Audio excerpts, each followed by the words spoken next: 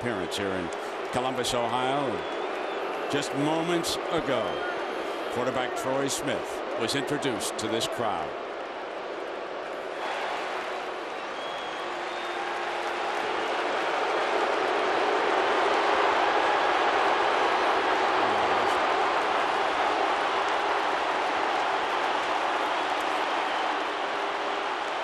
More than 100,000 on hand cheering Troy Smith, and awaiting him, head coach Jim Trussell. And then it was into the arms of his mother, Tracy Smith, and his sister, Brittany Smith.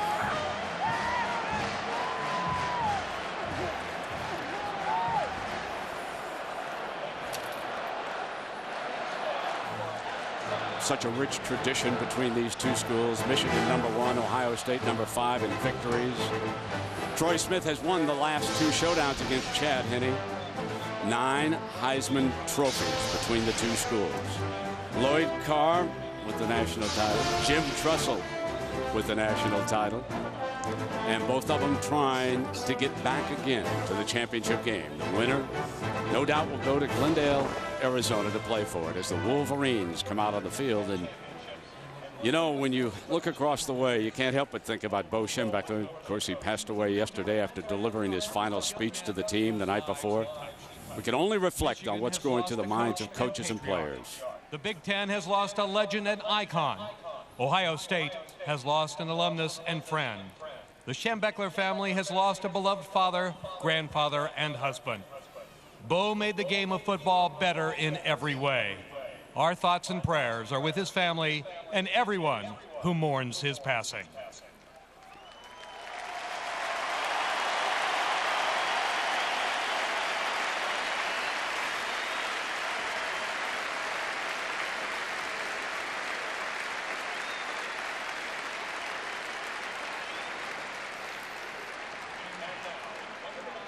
Jamie Nix, director of the Michigan Marching Band.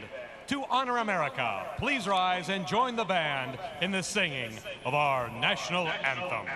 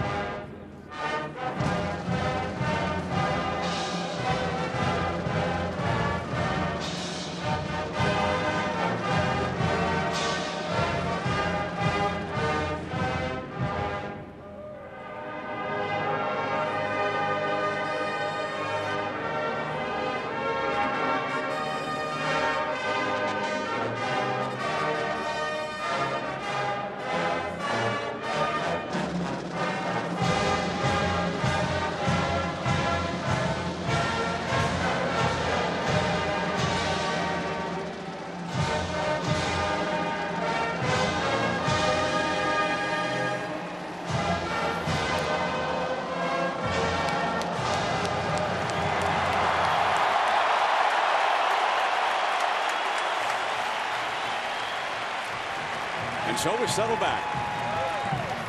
About to begin the showdown with Chad Henne and the Michigan Wolverines against Troy Smith and the Ohio State Buckeyes. And what an honor that is for Bill Lemonnier, the referee. He will bring the co-captains out to the middle of the field, and coin toss about to take place. And in a game like this, normally when you talk to coaches, they would prefer to win the toss and defer. And Brent, one thing, I've had a lot of experience with Big Ten officials. Sometimes you only think of this in basketball in a big game, but I think it's very important that these officials, and I think they will, let these guys play today. There's some great matchouts at wide receiver and DB. Also let them play right up through the whistle. Captains, honored to be here. Please introduce yourselves.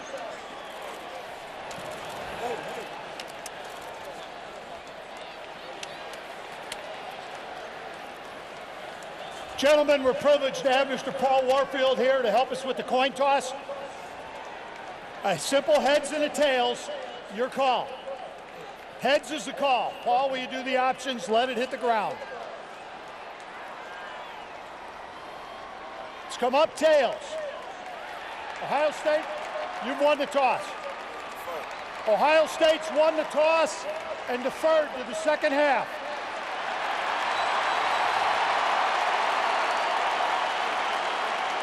Well, this is such a great rivalry, but you know, I have 5 others that I'd put on my all-time best list that I've had the pleasure to be around besides Michigan and Ohio State.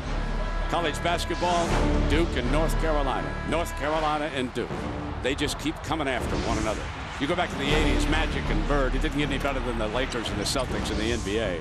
And then in baseball, the Red Sox and the Yankees. Every year, they seem to bring new drama.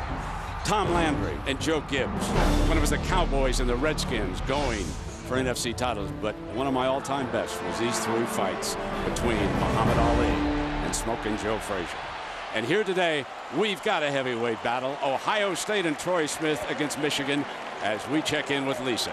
Well, Brent, it is game day, but no doubt for the Michigan Wolverines, players will be playing this game with heavy hearts because of the passing of Bo Schembechler. I talked to one Wolverine assistant coach about an hour and a half ago, and he said, I've been in shock for about 24 hours ever since I heard about what happened yesterday. But all in all, he said, I think we're going to be okay. Schembechler did talk to players on Thursday, the day before he died. I'm told that he talked to them about the importance of this rivalry, the importance of this game, and about how proud he was of them for everything they've already accomplished. Now with more on the Buckeyes, here's Bonnie Bernstein. Lisa, not much to report on Ohio State's injury front. Left tackle Alex Boone is back after missing 2 weeks with a knee.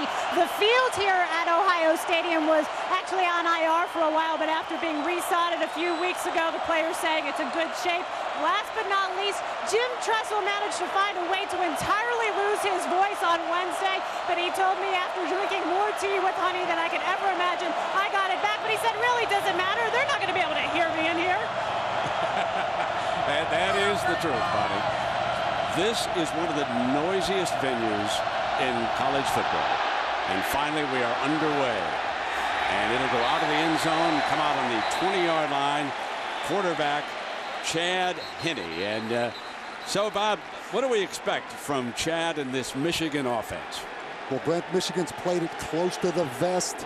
They've let that great defense win for them, but if you look back to the Notre Dame game on the road, the Penn State game on the road, hostile environment, they came out and opened it up because of Chad Henne.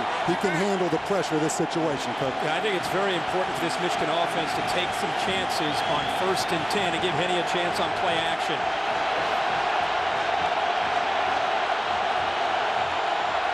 Preston goes through the formation. Mike Hart, who was not healthy a year ago, on a slant behind the left side into the arms of David Patterson. Now our IBM Star Watch, and there is the note. Hart is healthy. Last week, Manningham, 2 receptions, 11 yards. And last week against Indiana, Preston was a field position monster. 231 total yards. Second down after the Mike Hart run. Need 7, and there is Preston. They like to use him in the slot. They'll bring him across the formation. Henne changing up in the teeth of all this noise. The 3-step drop slant, got it. To the 47-yard line, Mario Manningham, his first reception and his longest gain since returning from injury. Everyone worried about Mario Manningham's knee. I think he's healthy. And Chad Henne checked to that quick slant against that Ohio State defense. The zone defense, a nice vacancy, and Chad Henne in rhythm where he is most dangerous, threw a seed right into the chest to Mario Manningham. 24 yards, and they go right at number 14. The walk-on Antonio Smith, who's now on scholarship. Deeper drop, Henne keeps it in the air and keeps it in the arms of number 86. He comes back to Manningham.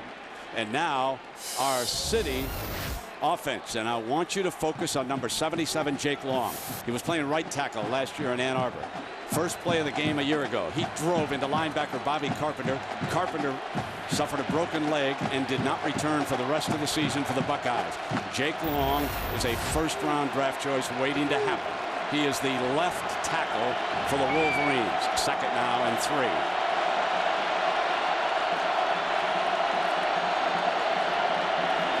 They're going to keep it airborne. They think they can do business against this secondary. Another 1st and 10 at the 35-yard line. And the Wolverines showing their hand here early. That was Carson Butler, the tight end. And now our City Buckeye defense, all 3 levels are good. Quinn Pitcock, outstanding defensive tackle. James Laurinaitis, finalist for the Butkus. Malcolm Jenkins. Notice they did not throw in the direction of number 2 on that quick slant to Manningham. They know exactly where they're going against this defense. Jenkins goes over to the right side on the corner now. 1st down and 10. 4 plays, 3 passes. Michigan clearly trying to take the crowd out of the game. Mike DeBoer, an aggressive game plan so far. Olebo is the fullback. He'll lead the way. Slash with zone block. Here's Hart.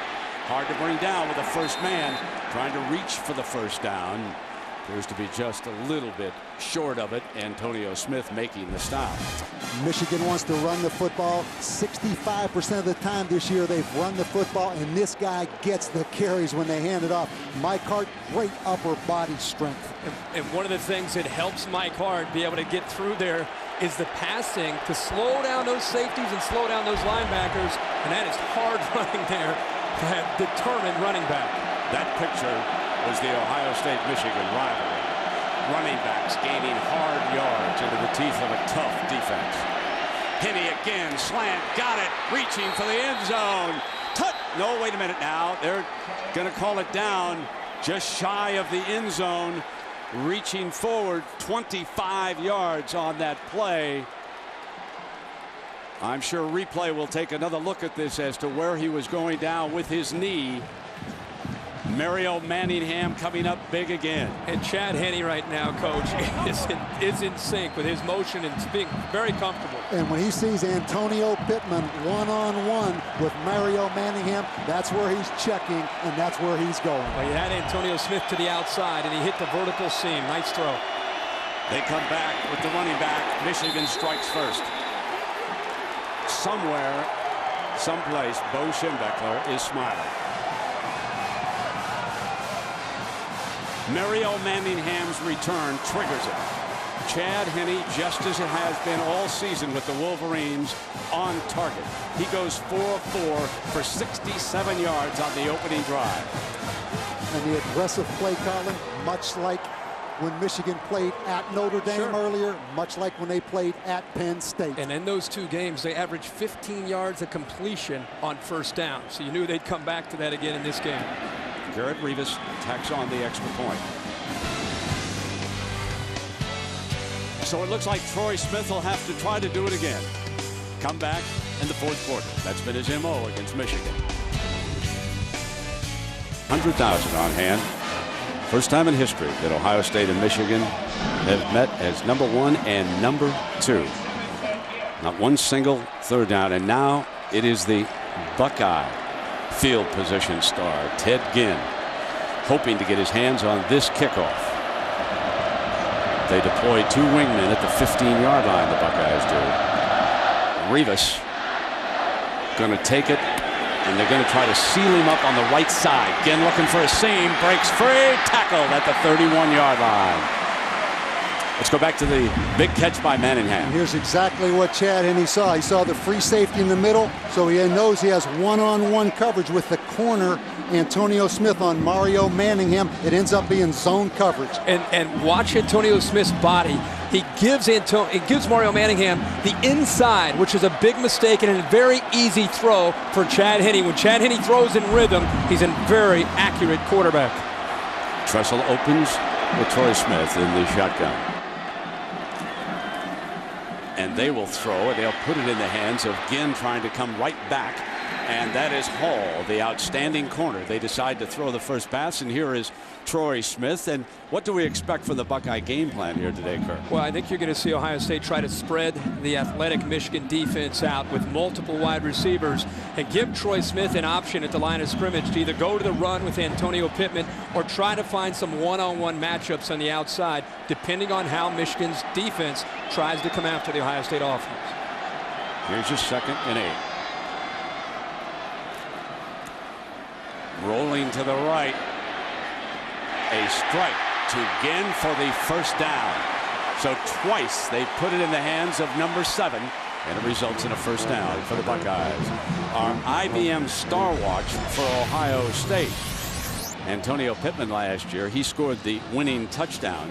Ted Ginn Jr., though, had a big day with 9 receptions for 89 yards, but it was Anthony Gonzalez who made the catch inside the 5-yard line in the 4th quarter that set the table for Pittman's winning touchdown. Now first down and 10, ball at the 44. Pulling back, looking downfield, got great time. Here's Ginn breaking free, incomplete. Had they hooked up, it would have been 6. Pressure that time from Lamar Woodley, number 56, and I'm sure that the coaches upstairs noticed it. And we know the key to Michigan is being able to block the front, give him enough time. They get excellent pressure from Woodley, really forced the incompletion as you see Ted Ginn beat Leon Hall down the field. He beat Leon Hall, and more importantly, he got behind the safety, Jamar Adams. That's something that Ohio State feels they have an opportunity to do if Troy Smith has time, but you're only going to get that many opportunities so often in a game like this. 2nd and 10. And again, Smith firing back underneath to Brian Hartline, his first catch of the game, to the 50-yard line. Picked up about 6, and Chris Graham making the stop. So our city Buckeye offense, and let's focus on the left tackle because you know they're going to have to match up. Alex Boone did not start. Tim Schaefer, the senior, started, but Alex Boone, after missing a game, is healthy. Has been a little bit gimpy on a knee. We expect to see him a lot. He's only a sophomore. He's the left tackle. The tackles and the guards will have their hands full on this Ohio State offensive line. Better defend quarterback draw every time with Troy Smith back there. On 3rd down, he'll throw for another 1st and 10 to the 41-yard line, and reaching out is Brian Robisky against this Wolverine defense. We've already talked to you about Lamar Woodley. David Harris, perhaps an underrated middle linebacker, a senior. And Leon Hall, the Buckeyes have not backed away from him. So far, the Buckeyes, 5 plays, all passes. One of the reasons they like to go to their 4 wide receiver look is to try to see if Michigan's defense will try to take away the speed of Ted again and then work to the inside to Hartline and Anthony Gonzalez. From the 45-yard line. Smith's in trouble, and there's the first sack of the game, and Rondell Biggs, number 91, is credited with it. Rondell's a senior from Southfield, Michigan, and we have an injured Wolverine down. That's Willis Behringer, one of the 4 safeties we expected to see today. And Brent, we talk about Tim Schaefer, the tackle right here, starting for Alex Boone, and right here Rondell Biggs. They actually kept the tight end and tackle both in. That is a great effort by the end opposite Lamar Woodley. An illustration of his power and going right through the tight end. So will they tend to Behringer? We'll take a break as you look down on the famed horseshoe here in Columbus, Ohio.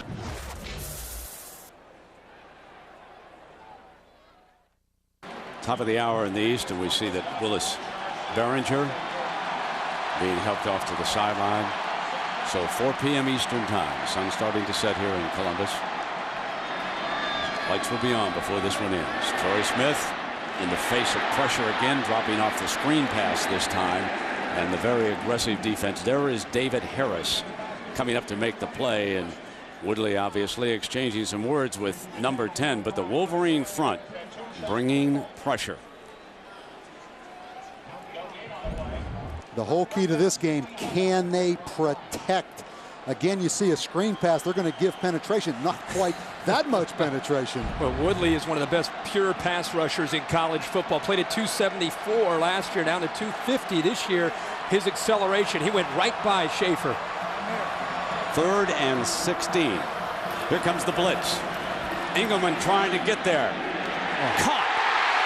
First down inside the 25. Roy Hall under enormous pressure. Number 10 shows you why he's the leading candidate for this year's Heisman Trophy. First of all, really, I think a good job of protection right here. Michigan comes with the safety blitz, allows Troy Smith enough time, and right here, a great throw to Roy Hall. They beat Johnny Sears, number 25, who hasn't had a lot of playing time this year at corner, Kirk. And that was a great shot at the arm strength from Troy Smith. But if Michigan's going to bring pressure and be in one-on-one opportunities, if they don't get to Troy Smith, he's got the accuracy to burn him. Let me correct myself. That wasn't Engelman. It was 21 Mundy on the blitz. And here comes now Pittman. And he crashes across the 20-yard line. And Prescott Burgess, number 6, makes the stop. So that completion by Troy Smith on 3rd and 16 for 27 yards. And you see the key already in this football game, Kirk. Can Ohio State protect? Michigan 40 sacks on the season, 24 by the defensive line. It's going to all come down to protecting. And Jim Tressel's well aware of that. That's why you've seen so many different formations. He's trying to show a lot of window dressing to try to slow down the Michigan defensive front. 2nd and 5, and from the gun, lead to Ted Ginn, incomplete. It was a forward pass, and that will bring up 3rd and 5, another 3rd down here.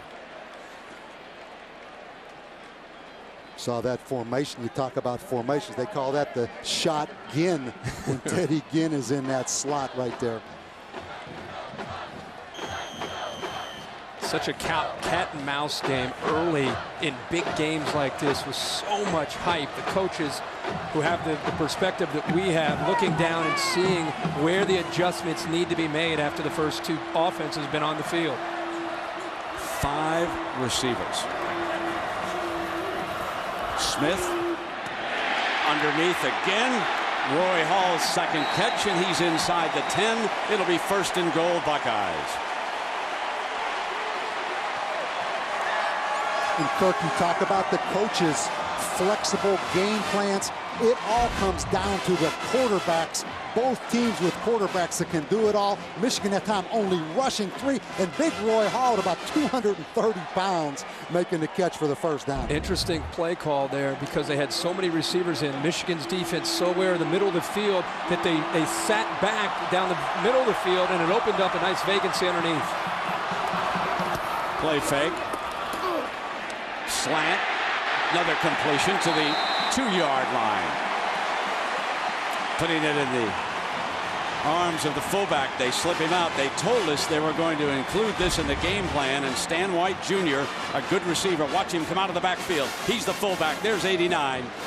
And I'll tell you what, I remember when they talked about Tressel ball, field position, great defense, kick field goals. I mean, he's throwing it every down now. Yeah, and I think that in the history of Jim Tressel being the head coach at Ohio State in the 5 years, in this rivalry, that's been his MO, that he has been aggressive with his play calling and shows some plays that he hasn't shown all year.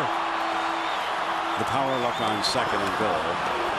Pittman straight ahead will not get there, and now it is 3rd and goal, and this is a tough call coming up here for Tressel. Davey mentioned the one play that he always has over there in his bag of tricks, the quarterback draw with Troy Smith.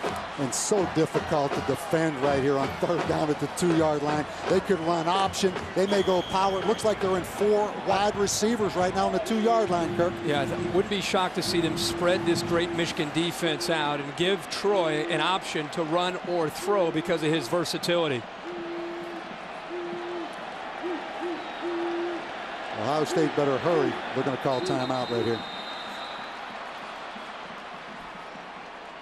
Troy Smith trots over to the sideline. His final game in Columbus. Played magnificently last year in Ann Arbor and previous year against Michigan here in Columbus. We can remind you now, this is just the beginning of a huge Saturday. Tonight, prime time now.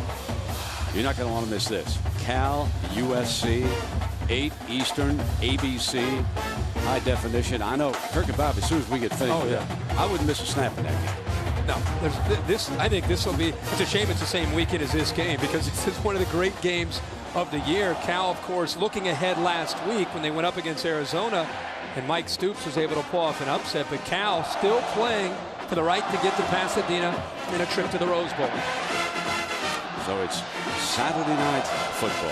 And you know, one thing about this game, we look at both coaches wide open. There's good pressure and there's bad pressure. To me, good pressure as we look at Lloyd Carr. You come in here 11-0. If you win, you go to the national championship game. If you lose, the worst, you can go to the Rose Bowl. Bad pressure, you come in here about 6-5, and if you lose, you're fired. So it's a little bit easier, I think, for both coaches to play a little looser and to let it rip. I mean, when that job's on the line, it's tough to throw it every down. Sure. Sure. This is the 4th third down of this drive. Empty set. Throws for a wide open touchdown, and it's Rory Hall. That's his 3rd catch of this drive. The Buckeyes convert 3rd and 4, 3rd and 16, 3rd and 5, and now 3rd and goal. Football is a game about preparation. How many times do you think Lloyd Carr and Ron English looked at Jim Tressel's offense in practice against a 5-wide receiver look from the 2-yard line? Those are the little wrinkles that Jim Tressel tries to save in this big game because it means so much. Michigan's defense confused from that look. Petrie, Aaron Petrie, freshman from Kentucky, tacks on the extra point. This is not what Bo and Woody had in mind, folks, believe me. And just like that, Ohio State ties it up. 7-all, 6 minutes remaining in the first quarter. Let's go back and look at the touchdown. Some people may say this is a legal pick, but as I said in the open, you're not going to get that called in the big game. Those Big Ten officials are going to keep that flag in their pocket. If you're an offensive player, that's a rub route. If you're a defensive player, that's a pick. Coming out on the 20, and somewhere Brian Robisky's father is smiling. That was a big-time NFL move, with the receiver crossing over and taking 2 defenders out with a little subtle shove. ESPN's college football on ABC is presented by Best Buy. Wrap up the wow this holiday season only at Best Buy. Dodge, you can take life as it comes, or you can grab life by the horns. Allstate, are you in good hands? And Remington Titanium Shavers.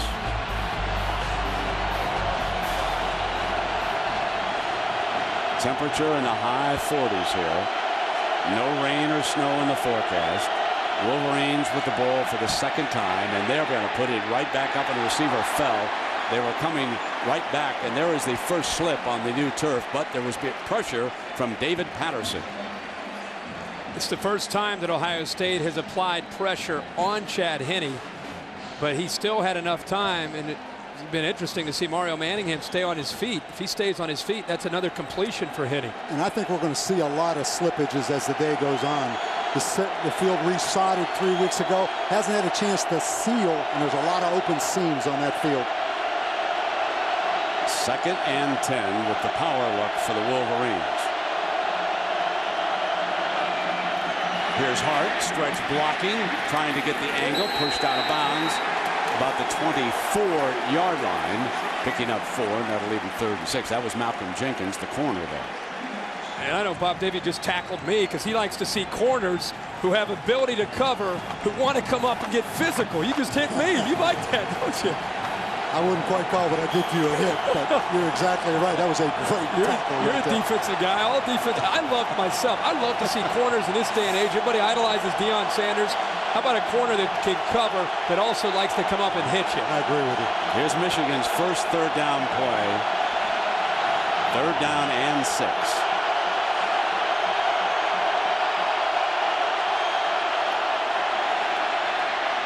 Had time, threw hard for the first down. Bruston, his first reception of the game, working against the nickel man Donald Washington, who slides to the outside in the nickel package frequently. And I'll tell you, not much conversation, if any, about Chad Henne all week. All the attention to Troy Smith. And, Kirk, this is just a great throw right there to Bruston. Not to mention going after a player who hadn't been on the field a lot in this game. He goes right to the freshman Donald Washington, like to match up with Steve Bruston against him, and puts the ball right where it needs to be.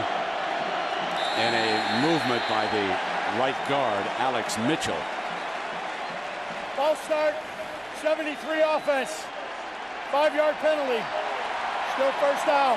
Well, there's a young man who almost came to Michigan and decided that the wealth of baseball was just too great to pass up. Derek Jeter of the New York Yankees. But since he passed up an opportunity to come here, he has always been among the most loyal of Michigan Wolverine backers, and he's among the many athletic stars who are here today. This game generating such a buzz across the country for weeks. First down and 15.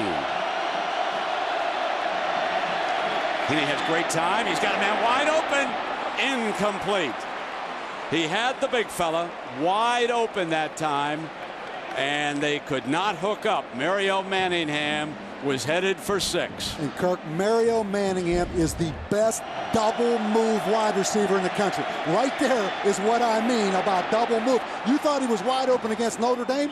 He was even more wide open right there. And he's saying, oh my gosh, I had it in the double move. It's because of the way he accelerates in and out of his cuts. And I think Malcolm Jenkins not only gets beat, but was confused and looking around for a safety to help him out.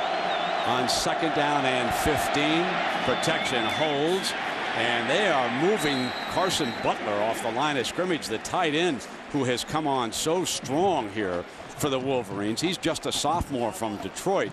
They're flexing him off the line, and that's a couple of times that Heaney has hooked up with 85. And you don't think the other receiver gets a lot of attention. Watch Golston right there, a defensive end at 265 pounds. Go take Manningham out. That's what Jim Hancock, the defensive coordinator from Ohio State, says. We can't stop him once he gets off the line. We're going to have to put a defensive end on him to try to slow him down. They slot Manningham to the left for Heaney on this 3rd and 5. Remember, he hit Preston on the last 3rd down.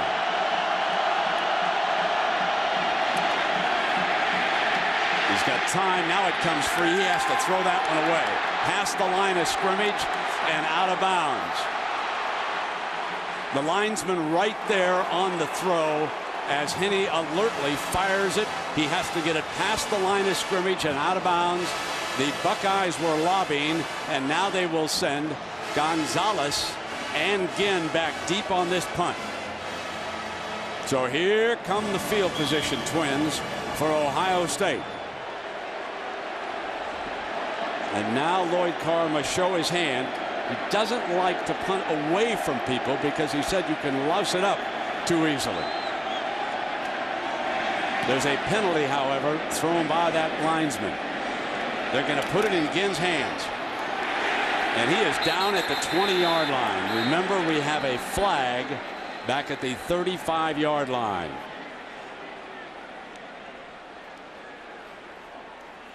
Turner Booth was the young man who got down there on Ginn. And that is against Ohio State. Bill Lamonier, one of the very best in the Big Ten. They've got some outstanding officials. And he's working with fellows like Rick Nelson's got his hands full. He's the umpire today. And here comes your entire list. And just go to the bottom, folks. Tom Quinn was a great referee for many, many years in the Big Ten. He's our replay official upstairs. I know that Kirk Herbstreit, when he quarterbacked games for the Buckeyes, Tom Quinn frequently was his referee. Defense number 6. That 5-yard penalty would not result in the first down. The penalties decline. Ball turns over. First down. Good decision by Lloyd Carr. Yeah, Tom Quinn. How many times have you seen Tom Quinn out there for the Ohio State-Michigan game? One of the best of all time from the Big Ten. I'll tell you, Michigan really dodged a bullet because you're going to get a face mask right there. I mean, a blatant. Not only that's a 15-yard face mask. They were very fortunate that the referee did not see it. Stevie Brown, number 30, was safety on the punt coverage. So Stan White, who scored the touchdown, and at that fullback spot, Jake Ballard, the freshman tight end, moves over to the right side.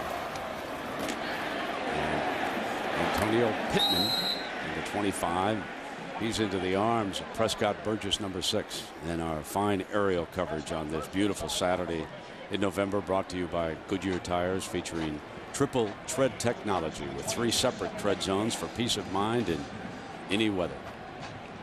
Well, we saw the Ohio State defense make some adjustments.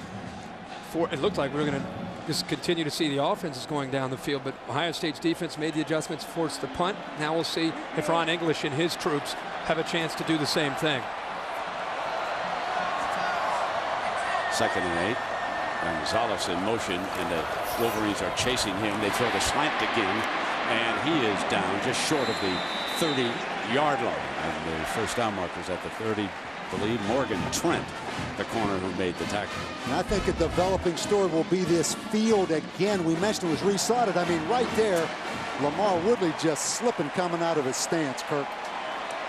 I'm not so sure that Mario Manningham wasn't slowed down when he broke free on that pass, and that the quarterbacks aren't going to have to adjust a little bit. Ginn has been overthrown. Manningham has been overthrown. This track is slower than you would normally expect here. Remember, the turf has just been down now for 3 weeks. When we were down there yesterday, it is long. And what hurts you as a quarterback is you lose some of your anticipation if you have to work on the adjustments. Here's your first down play. David Harris making the stop. As we go back and show you the scene on October 29th, they stripped away the old turf, and it was the second time that this field was resurfaced this year. I recommend field turf. Well, you're a booster. Donate the money. It's only $1 million. Give it back. I'll chip in. From what I heard about that house you had to party at last night, you can afford to give a little bit. You guys didn't come over. You guys were we had curfew. To the wee hours. Huh? Well, we were preparing for Preparing to the wee hours. 2nd and 6. Flanker screen, and here comes again. First down again, stepping out of bounds at the 41, and so number 7 has been a preferred target as we check in with Bonnie. Brent, I talked to a bunch of the Ohio State players before the game regarding the field. Now, they said it was in pretty good condition, but I got to tell you, when guys were taking cuts and warm-ups, a bunch of chunks were coming out as you approach the sideline. And the problem with this field this season has been there's been so much rain, a lot of rain in October, which is why they had to resod it. And then this week, it rained a bunch on Tuesday and Wednesday. They had the tarp down. Ohio State never even set foot on this field until today. First down and 10, and one thing, Bonnie, both teams are playing, so they're both going to have to deal with it. And here's Pittman for a couple of yards, and it'll be 2nd down and long. Troy Smith so far 11 of 13 for only 83 yards, and he's off to a great start. But it's interesting. I think that Ohio State and Jim Tressel probably going to go back to the deep ball just because a lot of their throws have been underneath. Would not be surprised coming up soon to see them try to attack the Michigan secondary, especially those safeties down the middle of the field. Continue to come out with a 4 and 5 wide receiver look, spreading the Michigan defense out. There's a shotgun. He is off to Smith's right. Looking downfield, incomplete. Again, couldn't hang on. In my mind, I don't think there is a more improved quarterback in all of college football, Kirk, than Troy Smith. It's unbelievable how far he has developed as a quarterback, and I think also off the field as well. I mean, Jim Tressel, well documented. He had some second chances, but he has made the most of those opportunities. I asked him, what's the biggest difference preparing for Michigan as a senior from your sophomore year? And before I could get the question out, he said, the love for my teammates. That shows you how much he's matured. 3rd and 9. Wolverines show blitz. Here they come. Throws it up for grabs. They'll have to punt. So the blitz applies the pressure on number 10, Troy Smith. And the Wolverine defense makes the adjustments Kirk spoke about, and they force a punt. Anytime you go empty, you have 1, 2, 3, 4, 5 guys. Michigan brings 1, 2, 3, 4, 5, 6. So you better get rid of it quick. Ron English decides to just come after it. One of the ways to, if they're going to go to the 5 wide receivers, one of the ways to defeat that, as you said, just outnumber them and get to them before they burn you in man coverage. Exactly. Preston is back deep. A.J. Trapasso, good punter. They send him over to his left, and he makes the fair catch at the 14-yard line, and he was giving ground a little bit as he made the catch. 44 yards on the punt, 49 seconds left in the first quarter. And Monday night, I'm sure some of those fellows are watching this right now. The Monday night game down in Jacksonville. The G-Men and the Jaguars, 8:30 p.m. Eastern time. Not sure Monday night game coming up. It'll be available in high definition. If you're a sports fan, it really, I want to put in a plug for HD because it is a whole new game. I'm telling you. First down and 10. Henne back there in the noisy part, completely closed in. Not particularly nimble, and he'll go down at the 11-yard line. Lawrence Young, defensive lineman, sophomore from Akron, Ohio, 6'6", 270. Lawrence Wilson provides Jim Haycock depth. He rotates about 8 or 9 different defensive linemen, and that's where you hope as a defensive coordinator to wear down an offensive line because of that depth. So we've come to the end of the first quarter. Both teams score the first time they touch the football. But then Ohio State and Michigan's defense show up on the next go-round. We're deadlocked at 7 after 1 quarter.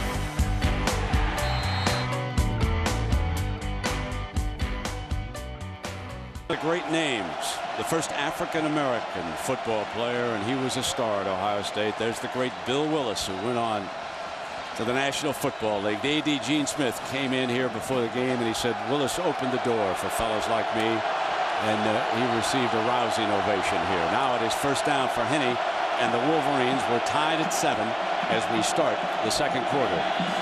Snap throw on the flanker screen, and putting the ball back in Manningham's hands. John Kerr, the linebacker, the defender. Another way to get the ball into the hands of Mario Manningham. But what I love to see is that Carson Butler comes all the way over into motion, and as a tight end shows some pretty good athletic ability coming out there to get in front of Manningham and almost made a good enough block to turn him loose. Familiar sight. Lloyd Carr in the right ear of an official. A lot of different ways to work those officials now. You can do it with a smile. You can do it with a smirk. Comes Mike Hart, no daylight.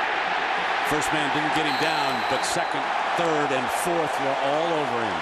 James Laurinaitis, fairly quiet in the first quarter, but not on display. Well, Laurinaitis gets in there along with John Kerr. John Kerr, they're giving him a chance today. There he is right there making the initial contact. Laurinaitis coming over. John Kerr has not been playing a lot, but because this game's expected to be more physical, he's out there. Laurinaitis, there's his dad. Father watching from the stands, wearing the Suns, number 33. You, of course, many of you know this story. Professional wrestler known as the Animal, one of the stars. Fourth down.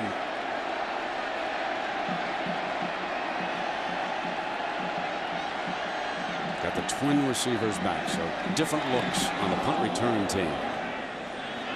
Mesco's left footer is fielded by Gonzalez at the 42. Good field position for Troy Smith and the Buckeyes coming up here. So we'll take a break. The 103rd meeting between two ancient rivals, and the stakes have never been higher. There are a few, but maize and blue clad fans, they're in enemy territory today, surrounded by the sea of scarlet and gray. First down and 10 now for Troy Smith, keeping it for the first time, faking the end around and taking a heavy blow by David Harris, who makes the quarterback pay the price. Troy Smith, even though he has the ability to run, he has shown that he'd rather throw the ball this year. The fake reversed it to Ted Ginn. He gets into the open field, and David Harris, the leading tackler for the Wolverines, puts it on him. And I'll tell you what, the most underappreciated player, I think, maybe in college football, Brent. This kid has lost 10 pounds from last year. He's as good as any linebacker in the country, David Harris. Second and 4. And a spinning move, breaking free, headed for the end zone. Chris Wells, 52 yards.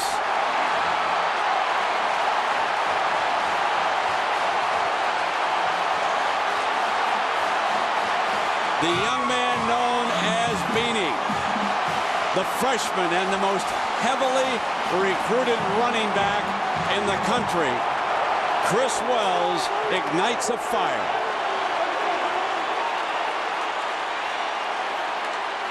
Chris Wells has had a history of fumbling this year as a true freshman, and Jim Tressel is elected to stick with the freshman, going back to him despite losing the 4 fumbles, and it paid off here early in this game. And I'll tell you what, you talk about risk versus reward. You see the reward right there when you give the ball to Beanie Wells. That's why you keep going back to him. Exactly right. His longest run of the year, and it comes against Michigan. Aaron Petrie tacks on the extra point. So Chris Wells, his 7th rushing touchdown of the season, showing you where he's from. Well, Sean Crable from the outside, boom, right there. Would love to have a chance back at this play because he could have had Beanie Wells tackled for a loss, but he's able to get through that initial contact, and then it was just a big hole that opened up through the middle of that Michigan defense. And how about the speed, Coach, that he showed in the open field for a big man? And that's what surprises me. At 235 pounds, had 99 yards last week against Northwestern, and the best thing, he didn't fumble, and that's why he had an opportunity there to carry the football. Yeah, he fumbled 2 weeks ago against Illinois, and it was almost that sigh of, oh no, what will Jim Tressel do the next week? And he elected to try to give him the ball, as you said, Coach, against Northwestern, I think to mentally prepare him for this game. And this Michigan defense, #1 in the country in rush defense. They only give up 29 yards a game now. The deep return man for Michigan, Steve Preston.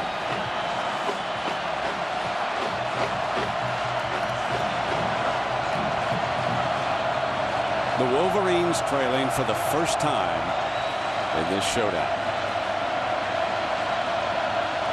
For the first time the stadium here has come alive. On the ground, keeping it away from Preston, picked up by the short man on the 17-yard line. So Olivo fielded that and brings it up, and we get an update from Matt Weiner in New York. And Matt, the Irish will be pulling for USC tonight because they meet them in the Los Angeles Coliseum a week from tonight, and they want to get a shot once beaten the USC team. Here is Hart, and now fired up by Wells' touchdown, the Buckeye defense. So Kirk, let's take a look at the Michigan timeline. Well, if you remember, this team came in at number 14 early in the year, coming off a 7-5 year, and I think there was pressure on this team, but I think they had great confidence, and when they went to South Bend and won 47-21, that was one of the best wins of the year for anybody, and they have just continued to roll on both sides of the ball and regain that confidence. Second down and long for Chad Henne.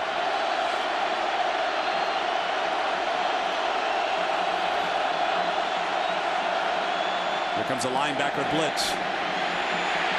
Can't find anybody, in trouble, going to go down, and he threw that one away. There's the penalty. Lamagnier is on it, intentionally grounding Antonio Smith.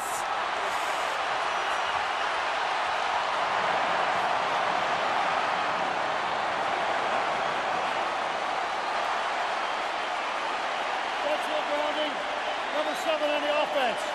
Spot ball, lost it down, third down. Keep talking about the importance of adjustments for both of these staffs, and Jim Haycock right now has had the upper hand, bringing pressure. Laurinaitis, the middle linebacker, Antonio Smith, who's number 2 on this team in tackles, eventually getting there, but you're starting to sense that the Ohio State defensive front is starting to win the battle in the trenches. And how about Antonio Smith, a walk-on corner who becomes the nickel. They ask him to do a lot, and he does a lot for the Buckeyes. 18-yard loss on the sack. Makes it 3rd and 27. Buckeyes will be looking for number 86. Time uses the middle to get a few of them back to the 25-yard line, and in terms of field position, a little shoving breaks out after the tackle, but quickly officials jump in.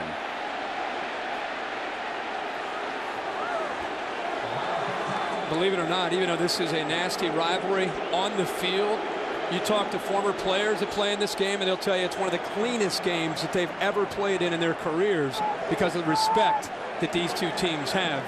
But Michigan, I think, a little frustrated there with not having a chance to pick up the first down. Zoltan Mesko.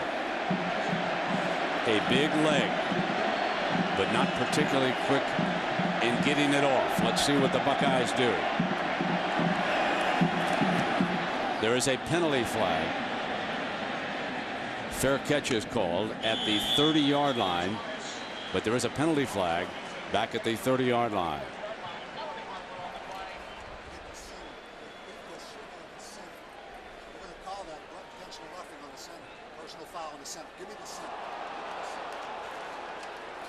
They're going to call roughing the center on this play. I believe Tyler Booth, the center from Michigan. On the defense, number 38. A direct blow to the center following the snap. 15-yard penalty, automatic first down. And they're going to call that every time. Austin Spittler, number 38, lined up right over the center, and he is going to get into Tyler Booth. Watches the ball snap right there. And people at home may look at that and they say, why? But again, it's another rule for safety. The center is so vulnerable, Kirk. And the timing could not have been any better for this Michigan team. They needed to catch a break with the game starting to tilt towards the Ohio State side. That was huge, a huge break for Chad Henne and Lloyd Carr. It came on 4th and 13. Ball down at the Wolverine 40. 4 rushmen for the Buckeyes, expecting Hart, and the linebackers were right there to meet him at the line of scrimmage. One more look at this, Coach. And the key on this, you have to allow the center to get his head up and protect himself. He never got his head up that time, and that's why it was called. So it's not so much about the force of contact, it's about the timing. Exactly. Is what you're saying. Exactly. And even though it wasn't the most vicious of rules or of hits, they are going to call that and protect that center. Let's see what Michigan can do with extra set of downs. Manningham goes out to the right. Antonio Smith locked up. They shade a double team, and Bruston comes in that direction. Looks to set the screen, coming back the other way. Hart eludes the first tackler, but this will be 3rd and long. One of the ways that Michigan likes to slow down a team that starts to be able to get pressure on their quarterback, like any team, you eventually go to the screen. And Michigan's one of the better screen teams that we've seen this year because of the timing of the quarterback with the line, and Michael Hart's so comfortable. But there is a lot of scarlet jerseys swarming to him there. And the problem right now for Michigan, they came in #1 in the Big Ten in rush offense. I don't feel like they can run the ball a lick right now. No, they're going to have to throw. They're going to have to throw to eventually get back to the run. They're going to bump on Manningham at the top. You can see the corner. On 3rd down, Henne looks in that direction. Can't find daylight. Has to come back to Bruston underneath. Short of the first down. Marcus Freeman. He delivers the hit, but it was clear that Chad Henne wanted number 86. And upstairs, Luke Fickell had signaled down to go ahead and bump on him, and Haycock relayed it to the defense that time. Kirk, while you play this game, the last game of the year, there are some licks in this football game. I don't think these two teams could play next week. Now it is 4th and very short. The 3 protectors for Michigan. Mesko is back. Gannon Gonzalez, the return man. This is 4th and very short. They will punt. They'll be content to play field position. Fair catch is signaled by Ginn at about the 8-yard line. So with 7:55 to go in the second quarter, the Buckeyes will take over, leading it by a touchdown on Chris Wells. Explosive run. The freshman putting the Buckeyes ahead in Columbus, 14-7.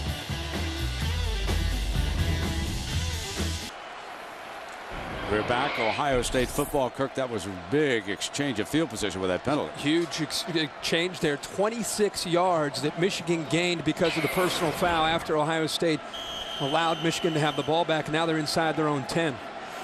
Smith 11 of 15 for 83 yards in this game.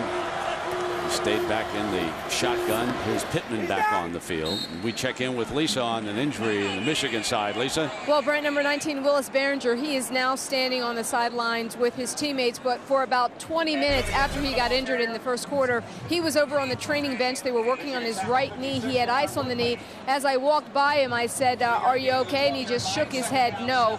It is doubtful that he will return. Brent? And that's a blow, because remember, when Chris Wells exploded, he went right in the middle of the field. 52-yard touchdown. And Ryan Mundy, the senior, number 21, back there in the backfield now. Wolverines show blitz. They're coming, and Smith eludes it.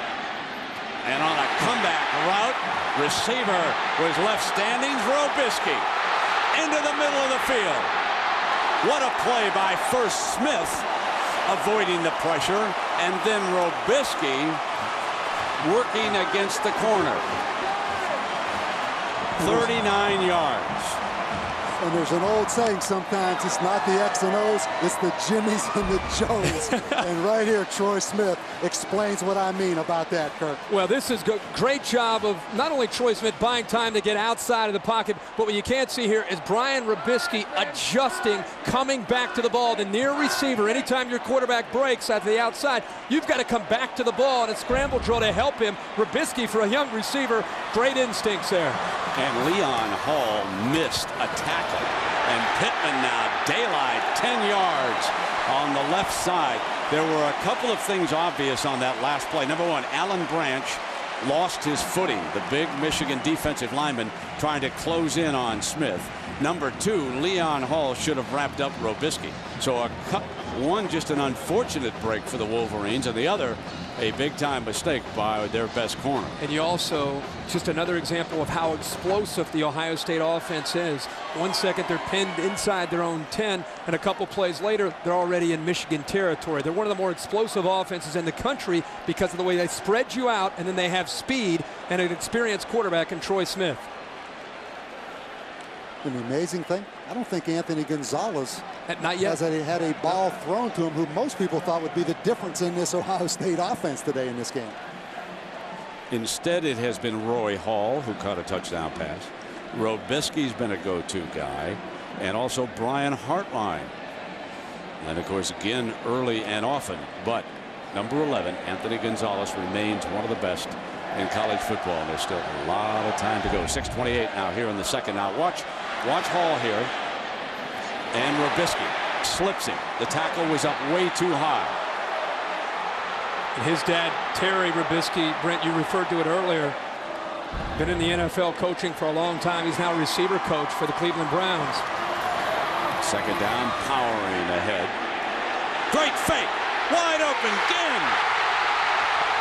Touchdown, Ohio State. And it was off a beautiful fake by Troy Smith. A 39-yard explosion.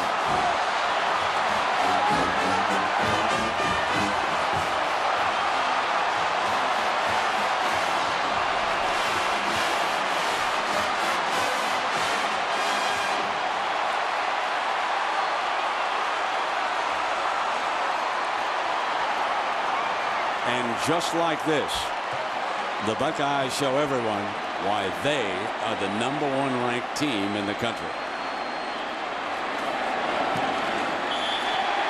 Petrie adds the extra point. Watch this fake. Anytime you have a back that's having a pretty good game, and Wells, the safety and the linebackers came up. Ryan Mundy gets out of position. They worked on this play, I'm sure, all week in practice. Teddy Ginn one-on-one for the touchdown. And you better bump Ted Ginn at the line of scrimmage. You let him off, I don't care how fast you are, you aren't going to catch him. Timeout in Columbus. It's 21-7, and Troy Smith does it again. Interesting on this play, Ohio State in a hurry-up huddle, and then an unbalanced line. Look, they have 4-5 guys on one side to get maximum protection. Not only that, but how about the timing of the call? The officials had just called a timeout to measure, making it 2nd and 1. They come out in a formation where they run the football, and then they catch him off guard with the play-action fake. Now Bruston from 1 yard deep. He'll come out for the Wolverines. And he is out of bounds at the 20-yard line. So ESPN's college football on ABC, presented by Best Buy. Wrap up the wow this holiday season only at Best Buy. Cadillac. Check out the Cadillac Navigation event. Going on now. Cadillac, Life, Liberty, and the Pursuit. Singular raising the bar, and Aflac. Ask about it at work. So the Buckeyes go 91 yards in only 4 plays with this explosive offense. And Chris Wells has been a major player. He was the running back Troy Smith faked to on the dive play, and he carried out the fake beautifully with Ted Ginn breaking down the middle. Now a somewhat rattled Wolverine team trails by 14 points, and we take a look at the first 4 drives. The Wolverines scoring early, but since then they have bogged down against Jim Haycock and Luke Fickell's defense. Well, they went 7 plays, 80 yards, went right down the field in complete command. Lot of play action passes, and since then, as you said, Luke Fickell and Jim Haycock making some adjustments. This is not only a big drive because it's 21-7. It's a huge drive for Chad Henne, I think, in this offense to get their confidence back. Much more pressure on Manningham. Here's a hole now for Hart. Hart breaks into the middle, and he's midfield and down. Stumbles to the 49-yard line. So Hart, 30 yards, his biggest run of the game. Interesting that Michigan goes back to the bread and butter. We keep talking about how important it is for them to throw the ball, but boy, what a cut by Mike Hart. You want to know why Mike Hart's one of the best backs in the country? Because he can cut just like that on a dime. He takes advantage of Jamari O'Neal and gets upfield. Good block by Olibo, the fullback Kirk, as well on that lead draw right there.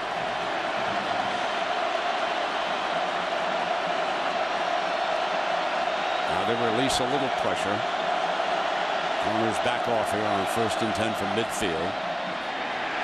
Somewhat surprisingly, they come right back with Hart after that big run, and this will put him in 2nd and long. Vernon Golston makes the play defensively. But Brent, we go back to how Lloyd Carr identified, first of all, the problem from last year at 7-5. They lost 5 football games in the 4th quarter, in his opinion, because they were a little out of shape, but more importantly, they couldn't run the football. This is a team that's run the ball 65% of the time. They are still a running team. Establish the run first. That's the problem they have right now. Manningham and Preston working on the left side of this formation.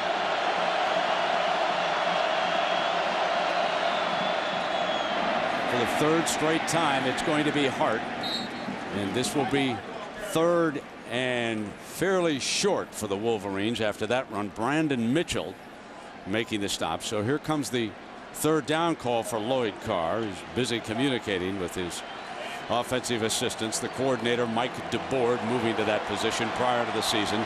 The biggest change, zone blocking. They worked long and hard with the assistant coaches from the Denver Broncos. And of course, that's a lot of cut blocking at the line of scrimmage. That freed Hart's big run on this drive. But here now is your 3rd and 2.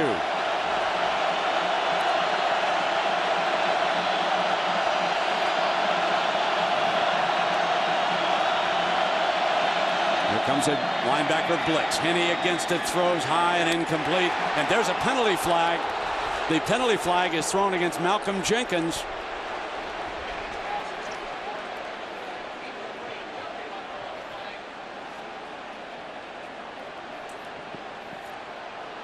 And this will give the Wolverines a 1st down.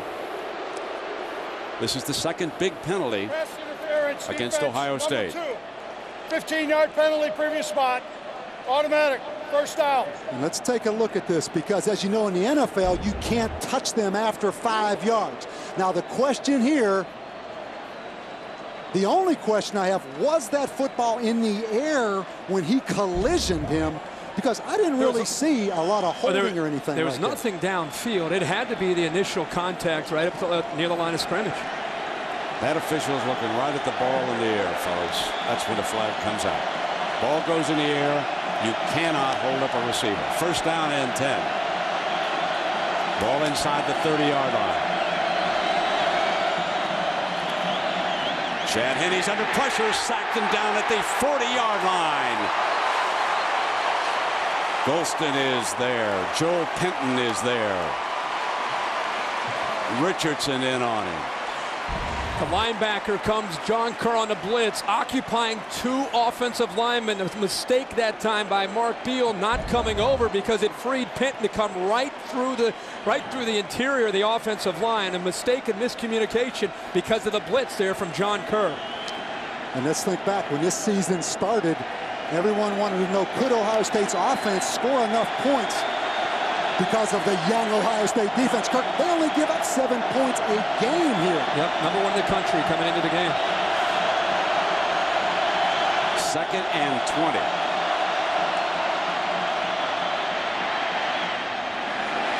Got his man down the sideline. Touchdown. They put it in the hands of number 16, Adrian Arrington. 37 yards for the Michigan touchdown, and the Wolverines right back in it. What a play, not only by Arrington, but for this offense. What I thought was interesting is with 2 receivers to the bottom of the screen, the Ohio State defense got caught up in the speed of Steve Breaston, and it opened up a huge hole to the outside to Arrington. Kirk, if you're going to run that wheel route, it takes a lot of time. Yep. Great pass protection by the Michigan front. Revis tacks on the extra point. Back to 7. Michigan scored first in this game. Then they fell back by 2 scores. Then Arrington made it a 1-touchdown game again. Timeout in Columbus. Michigan twice. Who was the only Ohio State quarterback to beat Michigan 3 times? Kirk, was that you? No. Rode up on the elevator with him. No giving it No, away. I'm not. It's definitely your era. One of my guys now. I'll give everybody a hint. He once was an athletic director at Northwestern. Okay. All right. There you go. Here we go. Here we go. 21-14. And this will come out on the 20-yard line. Little confusion here by Ohio State's defense. Breaston actually is going to go to the post.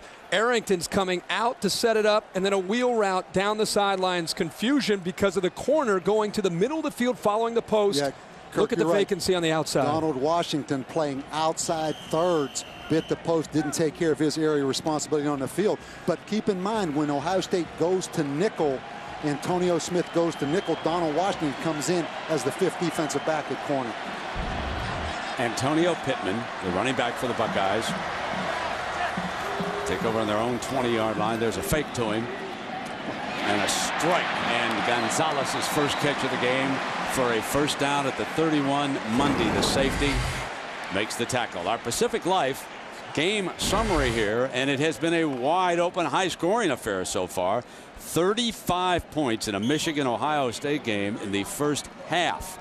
And you could see the one team's pass for 144 and the other for 161 yards in this game. And the Buckeyes have been lethal on 3rd down.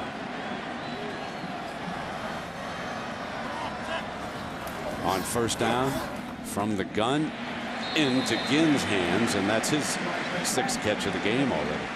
Ohio State continuing to work with coach the 3 and 4 receiver look, and it's again just to try to exploit the Michigan secondary with Troy Smith's arm. Well, you know what I read this week? They're talking about Troy Smith maybe a 2nd or 3rd round draft choice. Are you kidding me? Troy Smith, not a 1st round draft choice. I would take him in the 1st round right now. I don't care if he's 5'11 and a half. You know the comparisons to Vince Young? I talked with him this week. You know who he reminds me of? Drew Brees. Drew Brees is who Troy Smith is. He's more like Drew Brees than any other quarterback I've seen. Here's 2nd and 3 now for Troy. He stands in that pocket and hits Robisky again for a first down at the 45-yard line. And Pops has got to be awfully proud of Brian Robisky here today. Well, he is having a great game, and this is an idea of his arm strength. He has the ability to squeeze it in there right into the face of that defense, and look how tight a window that was. But he has such velocity on his throws. 16 of 20 for 196 yards, and takes a lick. I mean, he was smashed by Sean Crable. Number 2 got loose on him that time. Crable's from Massillon, Ohio. I think Sean Crable's the wild card to this defense. They have done such a good job with Ron English moving Crable around. He's a linebacker, but they move him around and try to confuse the offensive line to get pressure, and that time they were successful. And Brent, remember Lloyd Carr told us the other night, fastest linebacker in the history of Michigan football. Says it all right there. 2nd and 10. Here's Gonzalez again, open underneath for another first down. Ohio State steps out of bounds at the 31-yard line. About every break that we have gone to, Coach and I have turned to each other and said, have they thrown yet to Gonzalez? Because it just doesn't seem like he's involved yet when you knew that eventually they would have to go to him. They clear it out and give him the ball in space. And tackling at the corner position for Michigan continues to haunt him. You saw Johnny Sears right there miss that tackle on Gonzalez. Emptying that backfield out again. First down and 10 from the 31. And using the tight end underneath for a few yards. That's Rory Nickel.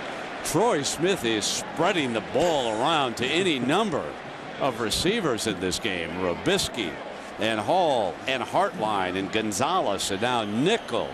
I mean, it's amazing how he's dumping it off to everybody. He's just spraying this Wolverine secondary. That time they used Teddy Ginn and Anthony Gonzalez as decoys to set up a tight end screen over the middle of the field. 2nd and 7. He's going to wing it again. Gonzalez at the 11. That's his 3rd catch on this drive. Well, they're going to him, and they're finally getting the matchup that they need in this slot with Gonzalez going up against Chris Graham, a linebacker. We did the Ohio State-Iowa game, and that's something that Ohio State exploited against the Hawkeyes. Big holes in that interior of the Michigan defense. And Ohio State, by spreading the field, throwing it, they've taken this front 7 from Michigan basically out of this football game.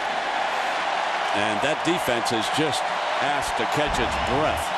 It's so hard. Timeout, Michigan. I'm sorry, Brent. It's so hard for a safety. It's so hard for a linebacker to stay with the slot receivers on Ohio State. You have to pay so much attention with the safety over top and helping against Teddy Ginn, Coach, that it opens it up over the middle of the field. Well, we've got a moment. Let's go back to that Aflac trivia question. Troy Smith trying to beat Michigan for 3 straight times. Who's the only Buckeye quarterback to have ever done it? And as Kirk says, this is my generation, folks. And he was a pretty good one. As we take a look at him, Tippy Dye. Back in the 30s. Heck, that's before Woody and Bo took over in this rivalry.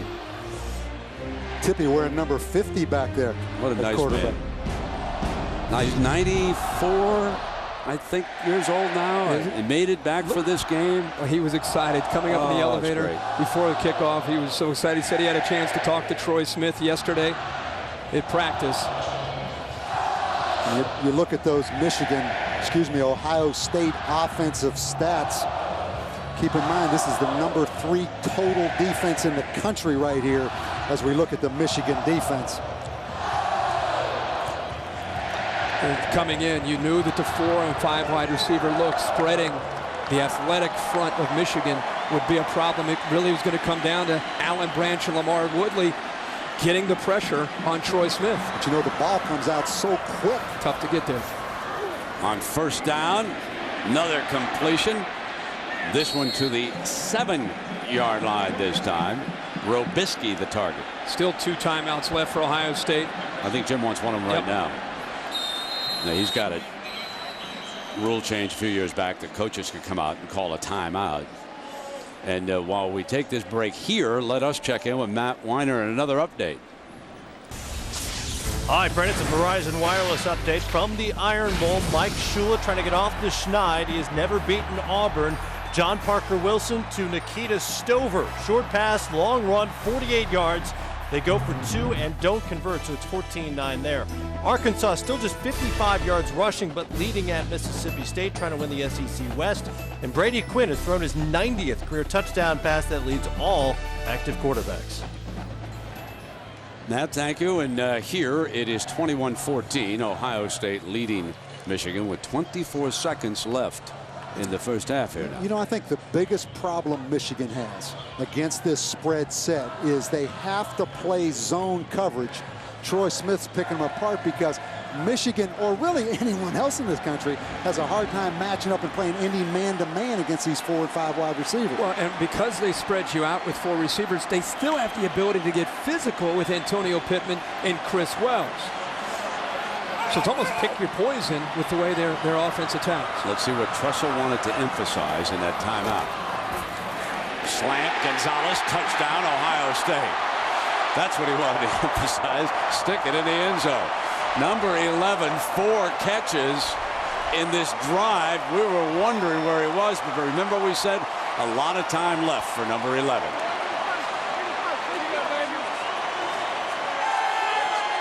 Play zone coverage against this guy. He is just picking them apart.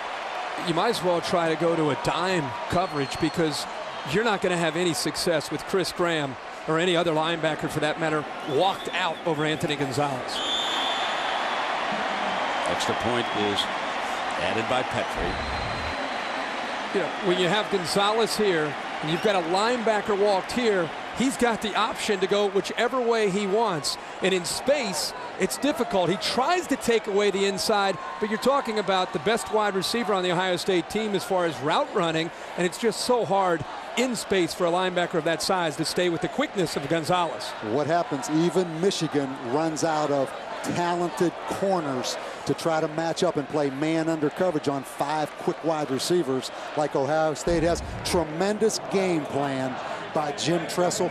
Brent, you remember yesterday I asked him, is there a chance you'll go a lot of 2 backs to try to get Michigan an 8-man front and throw the ball down the field? Now I realize why he looked at me like I was crazy. He was going to go 5 wide receivers all day. We talked about it before the game. Yep. And guys, 3 different Buckeye receivers have a touchdown now. We'll see how this game finishes up, but I can just tell you, as a former Ohio State quarterback, Troy Smith had the best 2 games of any Ohio State quarterback in the history of this rivalry coming into today. In fact, that's all we heard about all week. You wondered if the pressure to live up to those expectations might be too much. And it's 241 yards. 2.5 games without a single interception. And again, they keep it out of Preston's hands. Fumble, loose ball. And there's still 13 ticks of the clock left here. And the scrum for the football. Buckeyes are hoping. The fullback down there, Olibo, having a little bit of difficulty with the short kickoffs as they keep it out of Preston's hands. Margin is 14. 42 points put up in the first half of an Ohio State-Michigan game. That has to rate with one of the highest first halves ever. And a great job by Steve Breaston. Excuse me, Brent. Steve Breaston coming in there. The point Lloyd Carr makes, Steve Breaston does a lot of things for this football team that sometimes go unnoticed. Big recovery right there. That was a great example of a good hustle. Take a look at how the officials are stopping the Buckeyes. Remember the players, many of you have seen this, they cross here at the horseshoe. And right now, let's go to Lisa. Thanks, Brent. Coach, defensively, your team has their hands full. What adjustments do you have? Defensively, the defense has its hands full. What adjustments do you have to make in the second half? Well, we've missed some assignments, and obviously we've got to do a better job stopping big plays. We've been a team that hasn't given up big plays all year long, but we gave up 2 today. Thanks a lot, Coach. Over to Bonnie. Coach, Michigan's only allowed 12 points a game. What have your spread formations done to neutralize what they usually like to do? Well, Michigan's a great defense, and our guys have made some plays. We're pass protecting pretty well, but it's a long game. Got a 14-point lead. What do you tell guys in the locker room to make sure they don't let it slip away? You tell them it's not enough. Michigan's got a great offense, got a great football team. It's a great game. Coach, thanks. Brent? All right, Bonnie. 28-14 at the half. Right now, let's send it to New York. Big John Saunders, Craig James, and Doug Flutie. Take it away, John. When Bo Schembechler died Friday, people said it was his time. But it was not his time. Friday morning at a hospital was not his time. His time was Saturday afternoons from September to November. His time was chilly autumn practices as the sun disappeared. His time was any minute he spent on the Michigan campus. Almost everything about Bo Schembechler was contagious, his laughter, his passion, but mostly his fierce loyalty to his school. When he first arrived in Ann Arbor, the facilities he inherited were meager, but when assistants complained about folding chairs and hooks on walls, Schembechler said, "Men, this may be the hook Fritz Chrysler once used. There is great tradition here." He made that tradition precious. He won more games than any Wolverine coach in history. He fought his mentor Woody Hayes in the 10-year war, and he made Michigan-Ohio State arguably the biggest rivalry in all of college sports. There is not an element of the program today that is not touched in some way by Bo, from the current head coach to the team's facilities. As a teenager, Bo and his father once sneaked a peek at a Michigan practice through a gate by an empty field. Today, that field houses a building. It's called Schembechler Hall. When he finally retired, Bo kept an office in that building and was never more than a hallway away from the coach and players. Even Friday, his last day on earth, he was breaking down Michigan-Ohio State for a weekly TV show. That's when death finally blindsided Bo, done in by the very organ that defined him, his heart. It stunned us because he'd survived so many scares, we all thought he was indestructible. And part of him still is, like the part that lives on in the memories of his players. He stood up in their weddings, he visited them in hospitals, counseled their children. He was their coach long after they stopped playing. Bo Schembechler could fill up a room and fill up a moment. He could, as Kipling said, walk with kings and not lose the common touch. So it was his time to go, but it was not his time. That time is this afternoon, when a whistle blows and a foot meets a football. For the first time in nearly 4 decades of Michigan-Ohio State, Bo may not be watching, but he'll be everywhere you look. For ESPN, this is Mitch Albom. This is your game. These are your teams. Their dreams are your dreams. When you talk about rivalries, this is the top. This is the biggest of them all. Everyone is watching. That's the season. There is no other game. Everyone cares. This is the national championship game. Everybody's together. It's just the best of the best. It doesn't get any better. Everybody's there. Where else is there to be? It doesn't be one for the age. So who wins in this one? This is the biggest game ever. Everybody. And right now, Troy Smith is having it his way. Ohio State 28, Michigan 14. I'm Brett Musburger with Bob Davie and Kirk Herbstreit. And Coach, 21 of 26. What must the Michigan defense do here against him? Brent, first of all, Ohio State fooled Michigan by going 5 receivers and spreading the field. Now, Michigan's had time to see it. They know when 5 wide receivers are in the game. At halftime, I think Ron English had to find a way to match up personnel, to play some man under so they can contest some throws. If they play zone, Troy Smith will continue to pick them apart. The problem with that, though, is they cannot get pressure on Troy Smith because they're mixing up the play calling enough, and he's getting rid of the ball before the pressure can get there. So we'll see if they can maybe crank that pressure up here in the second half. Here comes Ginn. Out just shy. Fumble, ball's down. Ball was marked down. You could see that it popped up. So let's go now to our Best Buy playbook. And it was big plays. It was Wells, the freshman, 52 yards, his longest run of the season. Great fake by Smith, looking for Ginn. Another of his 3 touchdown passes. Gonzalez. And Jim Trussell signaling one more touchdown for a quarterback.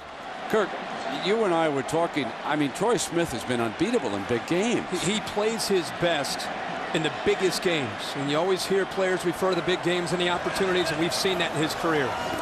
Here he is opening the second half. The throw was low, and Roy Hall sitting down there. So it'll be 2nd down and 10. Our Pacific Life game summary, and just to highlight some of the numbers that Bob Davie was referring to. 241 yards against that Michigan pass defense. 144 yards for Henne. Remember, they went right down the field, Michigan did. With his first series of the game, Manningham caught 3 balls on that drive, and they've shut him down ever since. So here is 2nd down and 10 for Ohio State.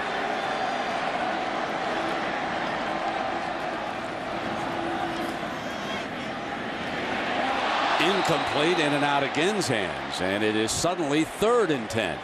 But you know, I love the play calling of Jim Tressel, not getting conservative right here, coming out in the second half. Why he has a 28-14 lead is because he's been wide open and throwing it, and he's continuing to do it. They just have to execute. Ted Ginn was wide open. I think he just said 4 wide as he sent this personnel package out. Relaying the signal, so then the hand signal is passed on to Troy Smith. He checks the wristband, calls the play. And they got more than 4. They got 5 out there right now. Again, this has been lethal. Again, and a quick tackle short of the first down, and a good stop by Morgan Trent. It's exactly what Michigan needed to start the second half, down by 14. They needed to get a 3 and out to get Chad Henne the ball back and also show their defense. This defense has a lot of pride. Made some adjustments by Ron English, and I know Ohio State had chances, but the bottom line is they didn't execute, and Michigan gets the ball back. And you said it, just getting off the field is a huge confidence builder for Michigan, even though Ohio State helped them get off the field that time. Trying to regain that swagger. This is only the second punt of the game for Trapasso. That's the first 3 and out for the Buckeyes, and off the side and out of bounds, trying to keep it out of Breston's hands. So good field position for Chad Henne in Michigan. 60 yards away, it's only 31 yards on the punt. So there you see the Wolverines scoring with their first and their second drives of the game. Arrington scored that second one, but the Buckeyes pounced back and answered. And what really helps by Jim Tressel being aggressive, I mean, Michigan has the football right now. Obviously 14-11 left in the third quarter. They want to run the football, but it doesn't look like they're going to here. They're in 5 wide receiver. Michigan empties the backfield. And a quick throw on the flanker screen, and that's Manningham's first catch since the opening drive of the game. Antonio Smith, the corner, with the stop. How about Antonio Smith? How about that guy? Kirk, and they told us yesterday they weren't sure this guy could ever be a starter for them. Obviously, a 3-year walk-on wins a scholarship. That was a tremendous play right there. Well, he's physical. He's a number 2 tackler on the team, and he's 5'9" and 195 pounds playing the boundary corner. And there's no way he's 195. No way. Officially, that was a lateral, so it is a run by Manningham, and here comes Hart. First man cannot stop the little rascal, and he gets to midfield with John Kerr, the linebacker, there. Tremendous leg strength by Michael Hart. He is going to run through a tackle by James Laurinaitis right here. Great play by Laurinaitis fighting off the fullback, but Kirk, you see the strength of Michael Hart. Strength, vision, balance, competitive spirit. I think he's the spark plug of this Michigan team, and a big turnaround that they've enjoyed this year.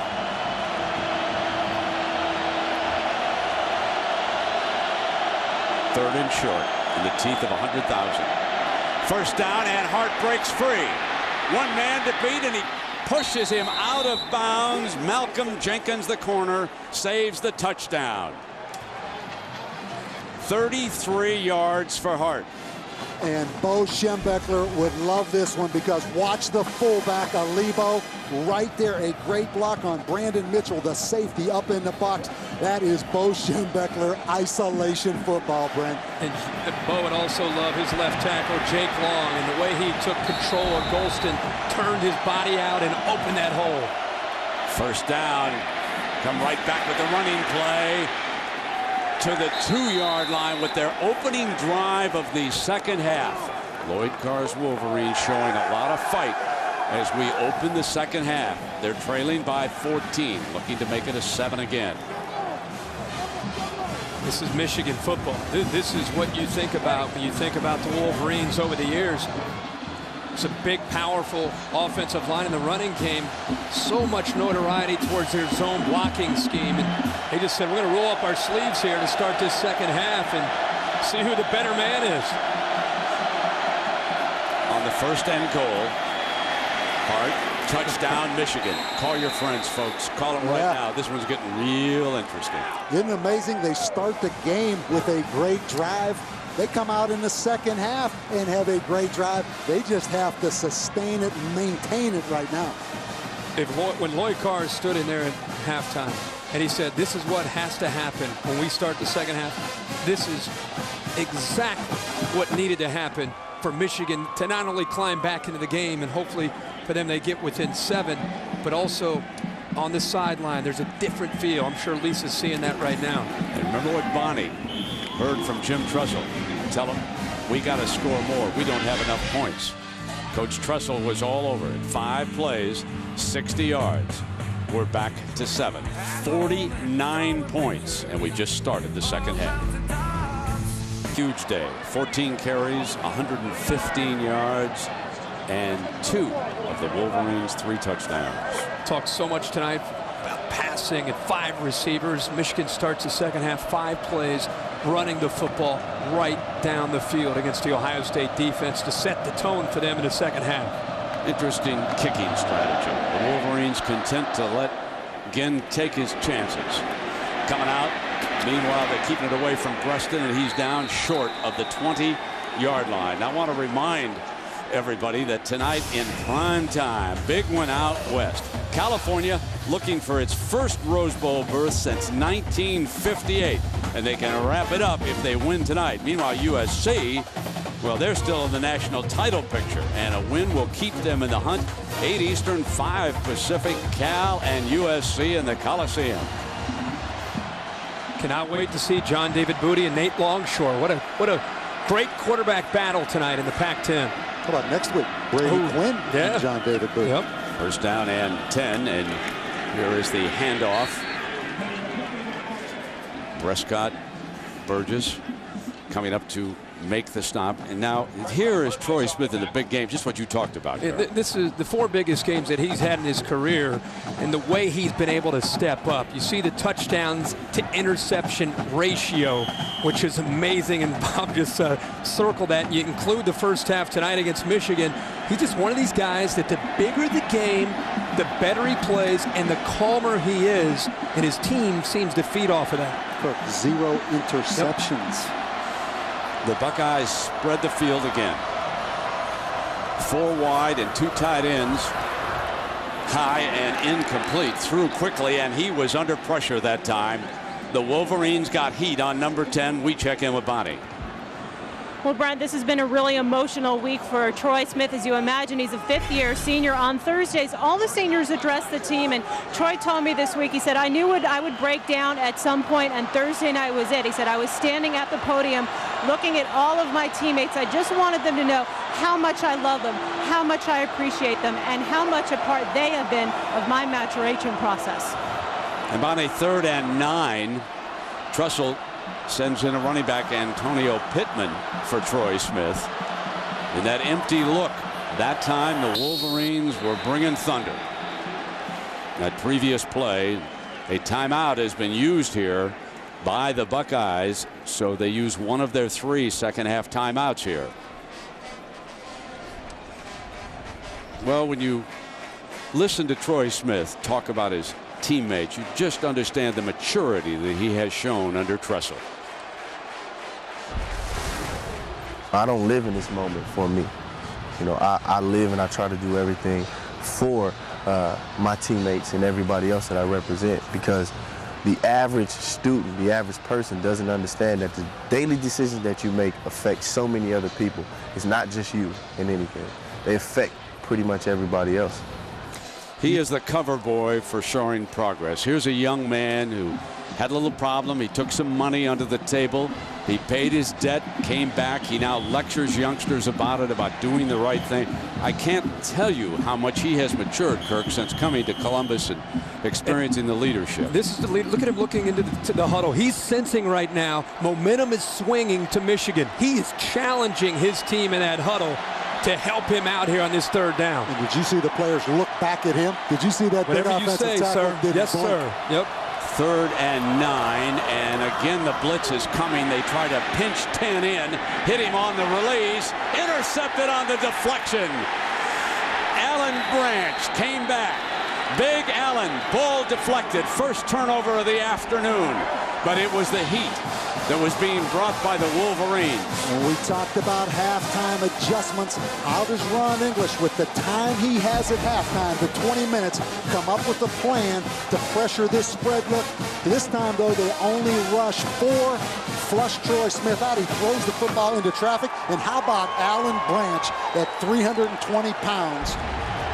We just talked about how Troy Smith has never thrown an interception in big games, and Michigan applying the pressure. He takes the chance deep in his own territory. Ball's deflected, and Branch is there to secure it. From the 25-yard line, more than 100,000 roaring in Chad Henne's ears. Coming back with Mike Hart, he slips on the cutback and still battles his way to the 20-yard line. Strong run. Curtis Terry makes the stop. And the great thing about Michigan's defense, keeping this game in check early, they allow Michigan to stay within the framework of their offense and give this guy the ball to number 20. Number 10 for Ohio State, Troy Smith, a lot of heart. Michael Hart for Michigan, just as much heart. This is a lot of times when you see Michigan try to find a seam route to Manningham into the end zone. Once they get you to think about the run, that's when they like to throw the ball if they get one-on-one to Manningham. 2nd and 5. Buckeyes are blitzing. And Hart battling and giving ground of a couple of yards.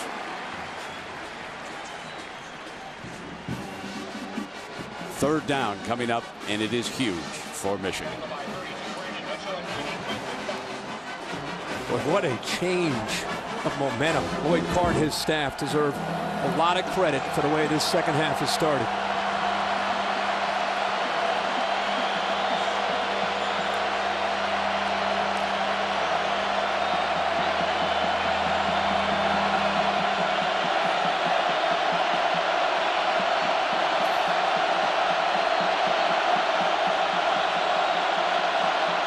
Needs 7. Has to throw it away. Under tremendous pressure that time on the 3rd down. Vernon Golston in on Henne.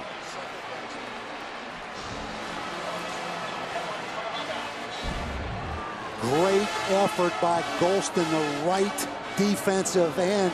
I mean, he knocks number 57, Adam Cross, the guard, back into the quarterback. That was a great pass rush by Vernon Golston.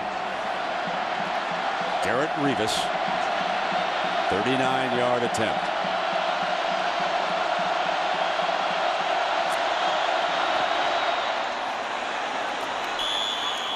And Garrett Revis pulls the Wolverines 3 points closer.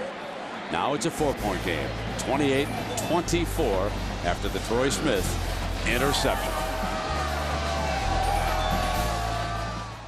Let me explain this. Ohio State has turned the ball over now 14 times.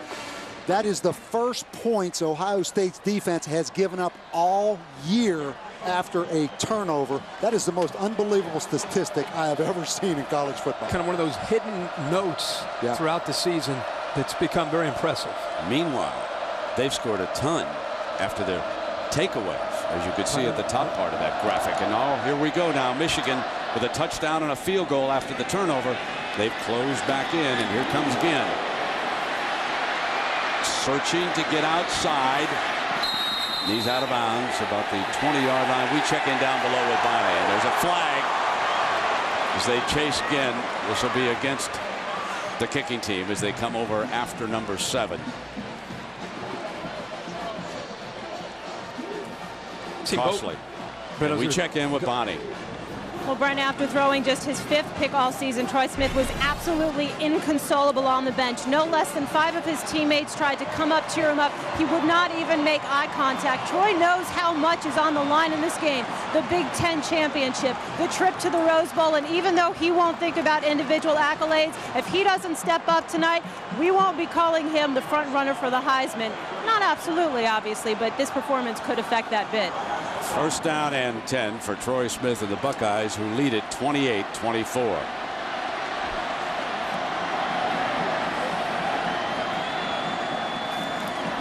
Right back to throw again after the interception. Here's Ginn. And he's out of bounds in the arms of Leon Hall. Obviously, the confidence Jim Tressel in Troy Smith. He's not going to get conservative, and Troy Smith is going to keep throwing it. I think it's the confidence that he has and the fact that he's going to make good decisions with the ball. Even after the interception, he goes back to that. But this is where you really show what you're made out of as a quarterback when you hit some adversity for one of the few times all season.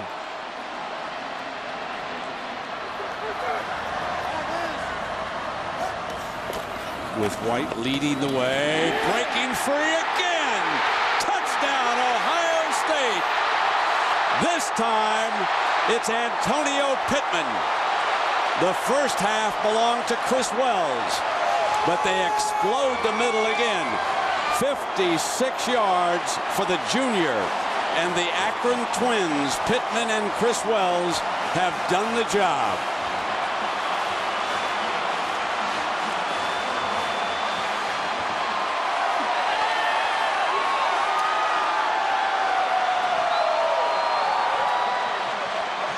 Well, that late hit on the kickoff gave Ohio State's offense some life and some yardage and room to work with.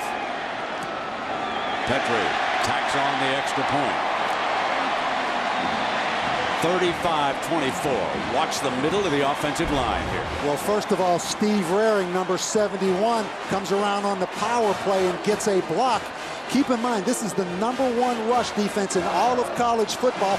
Once they crease the line of scrimmage, you see number 22, Jamar Adams, the safety, up so close. There's no one in the second level of defense. And once Kirky broke the line of scrimmage, he was gone. Well, it was about speed and acceleration once he got through that initial surge for the Michigan defense. But I think Michigan put 9 guys up tight to the line of scrimmage on such short yardage for Ohio State to come up with a first down. Second time tonight we've seen Ohio State come up with a big play when it's been second and very short. Jim Tressel is simply the best play caller in college football that I've watched in a long, long time. Michigan gives up 29 yards a game rushing. That can't happen against the Michigan defense. 2 long runs like Ohio State's had tonight. Deep. Preston will take a knee and it'll come out on the 20-yard line. Let us go to Matt Weiner in New York. We've got a vote, don't we? I think Antonio Pittman. We welcome you back to Columbus with Bob Davie, Kirk Herbstreit, Lisa Salters, and Bonnie Bernstein. I'm Brent Musburger. Notre Dame took care of Army, so they're on target to head out west next week and play their arch rival USC. Tonight, of course, don't forget, USC and California will tee it up at 8 Eastern time. 35-24. Buckeyes lead it by 11, and we've got a timeout. An Ohio State-Michigan game with already more than 600 yards of offense. 386 for Ohio State. They've rushed for 136 yards, and they've thrown for 250 more. Now they'll try to dig in and stop Chad Henne and the Wolverines, who trail it by 11. And where has Mario Manningham gone since the first drive?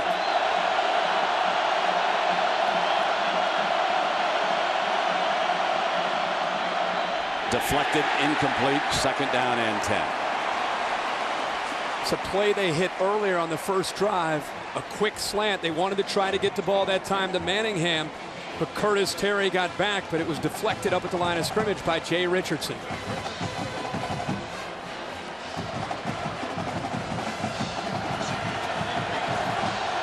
Second and 10 for the Wolverines. Hart slanting to the left and picking up a little better than half of it in Laurinaitis, the linebacker over there defensively. A very instinctive linebacker.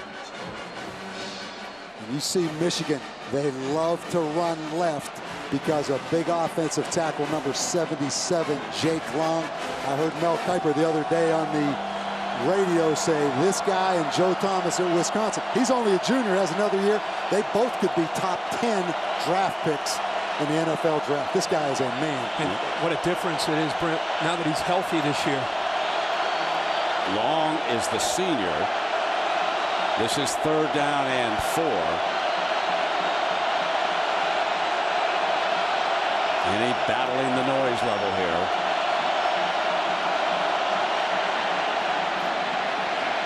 Has time. Fires it off into the middle for the 1st and 10. So the offensive line gave him time, and Arrington, who scored his last touchdown at the end of the first half, 15 more yards for Arrington. And I really think the injury to Mario Manningham really helped the development of Adrian Arrington. He has become a guy they can count on in clutch situations. Kirk, he beat Antonio Smith, the corner. In man-to-man coverage. Hart. And in on that stop is Golston, who has played very well here in the defensive line for the Buckeyes. We've talked a lot about Troy Smith and his arm strength. Back to that previous play, the arm strength of Chad Henne. He has a tremendous arm. When I had to go over to the Ohio State facility this week to interview Troy Smith, and I said, if there's one trait about Chad Henne you could have, what would it be? That's what he said, arm strength. Yeah. From this hash on the left side, guys, he throws as well as anybody to the right sideline. He has a powerful arm. 2nd down and 9.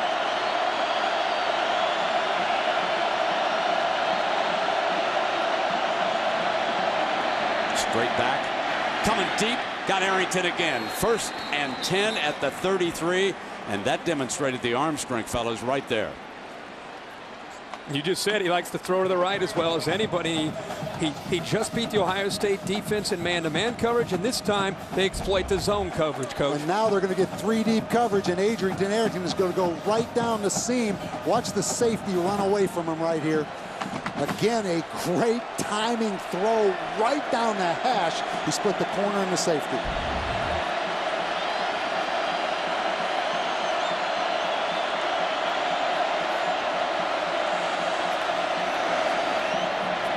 Here's Hart.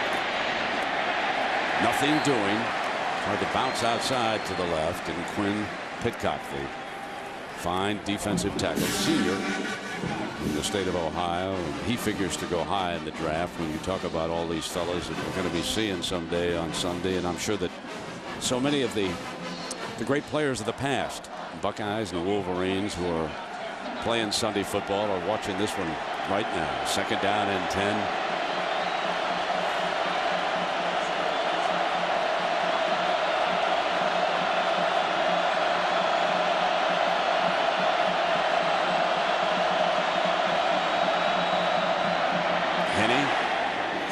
Time on the throw, and it was incomplete. Pressure was being applied by Vernon Golston. So Vernon's a sophomore from Detroit, and Kirk, he's having a heck of a day. Yeah, he's been probably the biggest surprise for the Ohio State defense this year. He's just going to overpower Jake Long, come to his inside shoulder, then he goes through the back, Mike Hart, and still gets to Chad Henne. That's an explosive move now, isn't it? He got a twofer right there. He got 2 over. 3rd and 10.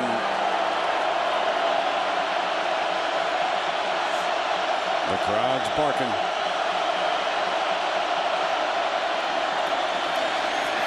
Henne can't get it off because of David Patterson, the senior.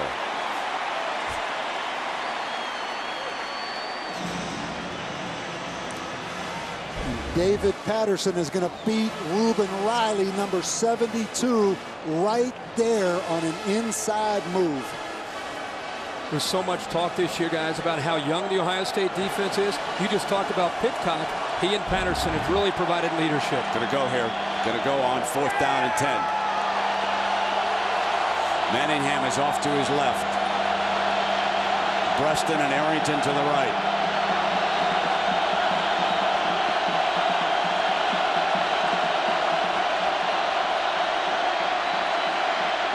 Throwing in underneath, that's Breaston, slips on the cut. Ohio State football. Malcolm Jenkins with the coverage. Breaston tried to cut back, and his feet gave way on the new sod. Breaston on the crossing route. You know it's going to take yards after the catch. And right there, Obviously, the turf did give out on him right there.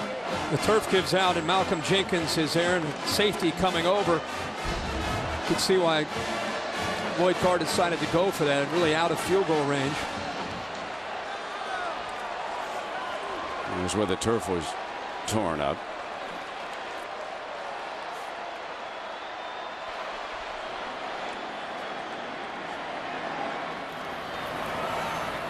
The inside handoff here on first down. Chris Wells, who exploded. Let's take you back to the first half and let's show you Wells. Spinning. Middle opens. Nobody in deep center field. That was just the first. Moments ago, center field's open and Pittman takes it to the house. And you see how many talented players in this game because of how many players have made plays. You know, a lot of big games you see one guy doing it snap after snap. This has been spread around across this entire team. 2nd and 6 for Troy Smith. Penalty flag is thrown by the umpire, Terrence Taylor. We have not had many flags thrown by Rick Nelson, but he was right in the middle of that one. There's Rick.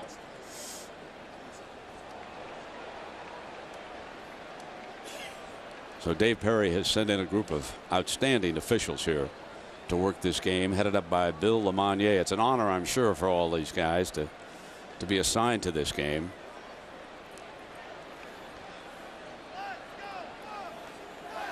Holding, number 50 on the offense. That penalty's declined.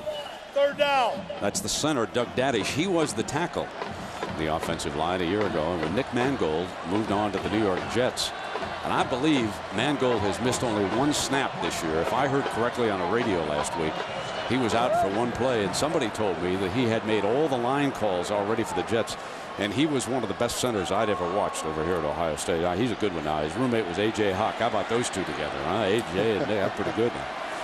3rd down and 11. Here comes Troy. High. Incomplete. Ball was intended for Rory Nickel, the tight end. Lamar Woodley was applying the pressure.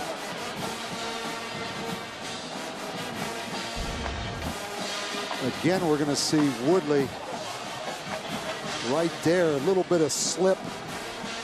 Close to a late hit by David Harris coming on the outside right there. But another big stop by the Michigan defense. Trapasso on to punt now for the Bucks. Breston's back. He's going to let this one go, and it'll go out of bounds. They angle punt it, and it'll be spotted at the 34-yard line. Well, ESPN's College Football on ABC. Brought to you by Best Buy. Wrap up the wow this holiday season only at Best Buy. Pontiac. Go online. Vote for this week's Pontiac game-changing performance. Remington. Titanium shavers. And Discover Card. It's time a credit card put you in the driver's seat. This is Mirror Lake, and of course this is a great tradition on Thursday night. Those youngsters from Ohio State are in there to awaken the spirit of Woody Hayes from the bottom of the lake. Clark, did you spend any time in there on a Thursday night? You were in school here? No, I missed out on that. Henny high and incomplete. Arrington, the intended receiver. And as you look down, 100,000 plus here in Columbus, and our aerial coverage brought to you by Goodyear Tires, featuring triple tread technology with 3 separate tread zones for peace of mind in any weather. Speaking of weather, this is about as good a day, Kirk, as I can remember for an Ohio State-Michigan game, not here, but just up in Ann Arbor, both cities. We were talking earlier before the game that we like these games to be played when it's about 30 or 40 degrees, overcast, maybe spitting a little bit of snow, but it's turned out to be a great day. Down 11. Hart. You see that first man can't get him. And he battles for 8 yards. And Jenkins, the corner. Hart is amazing when the first tackler just cannot bring him down. How about the quickness in the hole after the jump there, and Coach? Watch this move on Brandon Mitchell. He splits the 2 linebackers, but he makes Brandon Mitchell miss right there. That's nice. What quickness.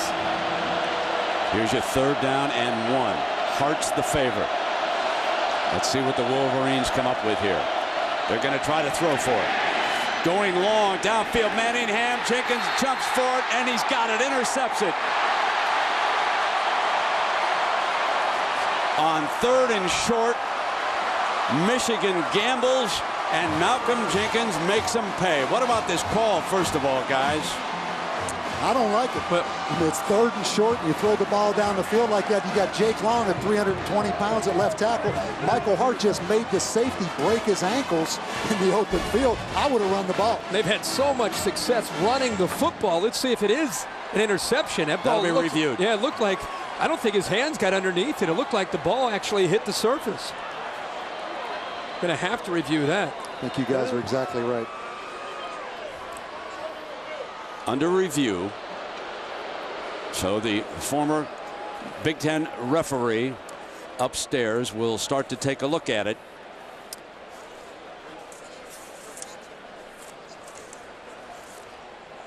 In the 3rd and 1 call, they wanted the one-on-one matchup with Manningham against Malcolm Jenkins. They got to look. And Jenkins is one of the better cover corners in the Big Ten. But I guess my point would be, and I understand, if it would have worked, it would have been a great call. I'd probably be on boat right now. But Michigan made a huge commitment, Kirk, as you know. The reason they felt they were 7-5 last year, they couldn't run the football when they had to. That was an opportunity, in my opinion, to show you can run it when you have to. Not to mention, we've seen this second half, their offensive line take back control of the line of scrimmage.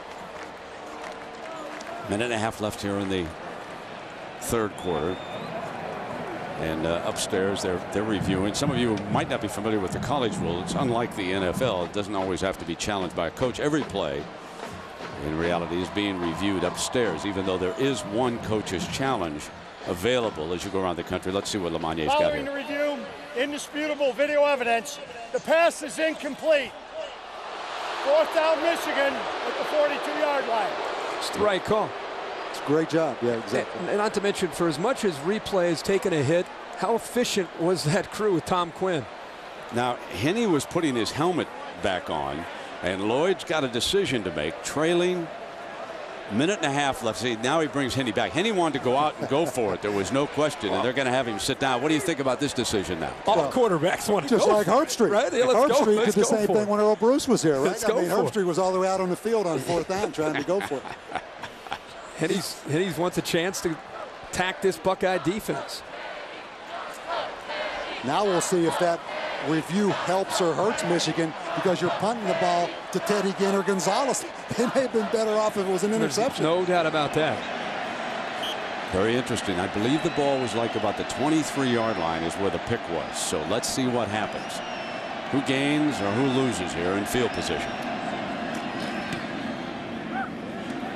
Ryan hangs it high. So they pick up 3 yards. There we go. And it'll come out on the 20-yard line. That was a 57-yard punt. When we take a look at the 2 quarterbacks, the fellows have have mentioned Brady Quinn, I should say. 22 of 30 against Army, 217, 3 TD, had a pick, and Notre Dame rolled, and that's what Troy's done here today. If I may put my studio hat on here, if Troy Smith wins this game with the first half that he's had, the Heisman race is over. It's Troy Smith's trophy to lose coming into the game. If he loses the game, it opens it up for Brady Quinn. Here's Pittman stumbling forward. First of all, I got to needle him. That's my opinion. As an alum now. Yeah. Now, Bobby, you get your chance now. It's still open, right? Well, first of all, Brady Quinn from right here in Dublin, Ohio. Sure. I'm talking 5 miles Yeah. from here. Yep. I'm a big Brady Quinn fan, as I've been for 4 years. But if I'm Troy Smith's family, go ahead and get that Super Saver. Get those flights to New York. Get the non-refundable ticket, because you're going. I'm throwing in my little guy, Mike Hart, into this mix. Are you? If they can pull this thing out. There you go. Of course, you did say I'm going to throw Troy Steve. Yeah, if he wins, then he wins the trophy. Steve Slayton at West Virginia. Yeah, that's fair. Oh, loose on the ground. Michigan. Branch is in on it. Alan Branch, who had an interception earlier, and suddenly this game takes another twist.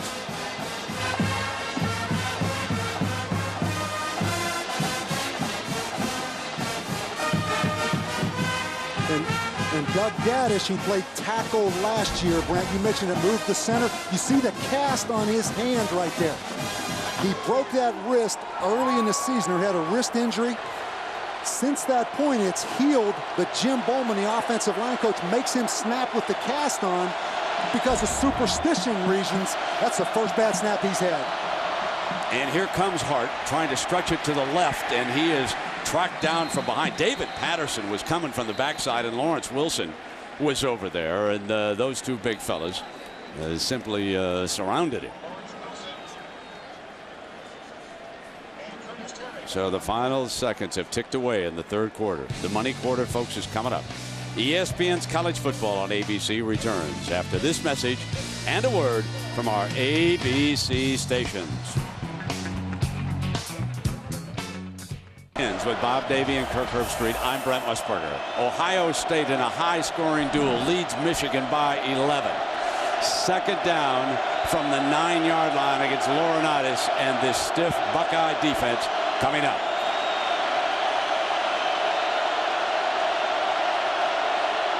Into the teeth of the crowd, the closed in. End around, Breaston trying to get free, needs a block. End zone, reaches, touchdown, Michigan.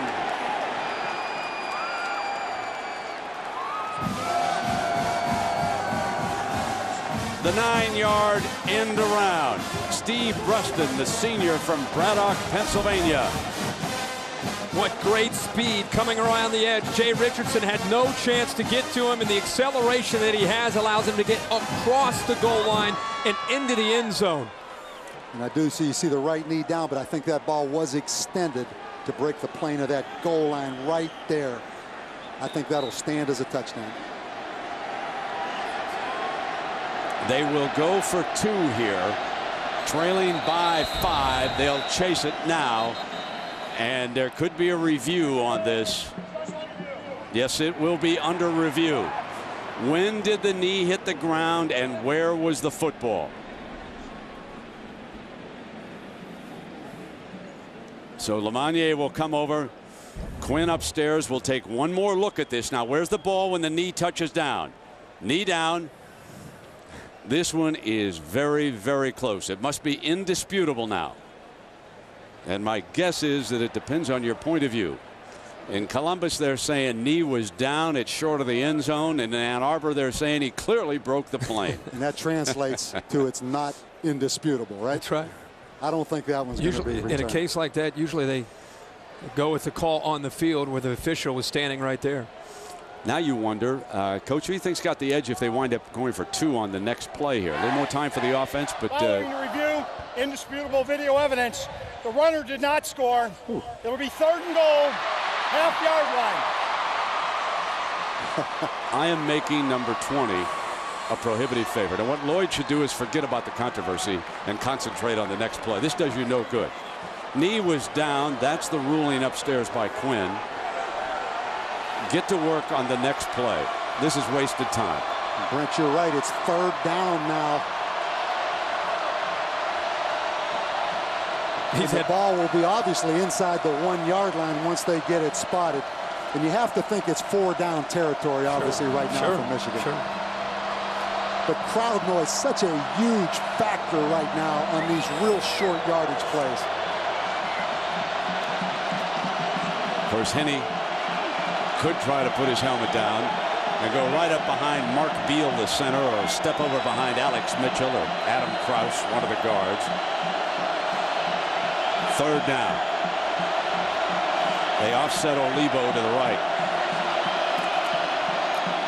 Hart stop, can't be stopped. Touchdown this time for Michigan, his 3rd of the afternoon.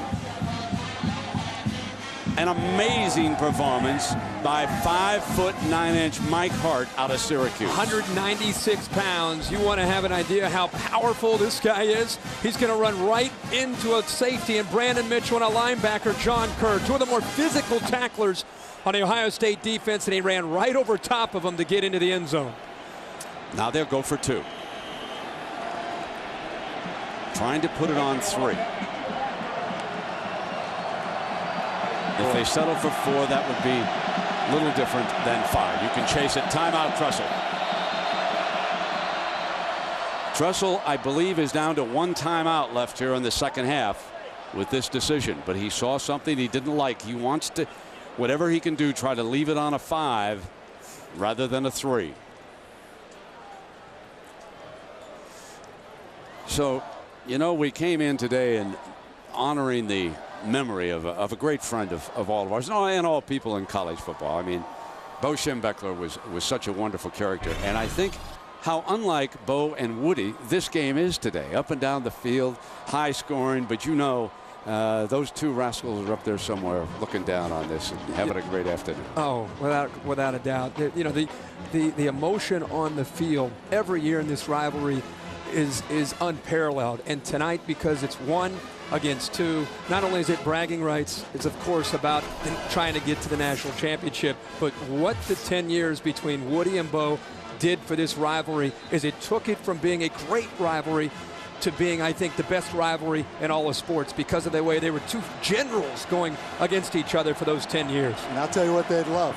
First of all, there's some collisions on that football field. All over the place. But more than that, you talk about some young guys stepping up on this stage and just entertaining everybody across the country with some great effort. I mean, this is all we thought it could be right here. Everybody wanted to know if this game would live up to the hype. How could it live up to the hype?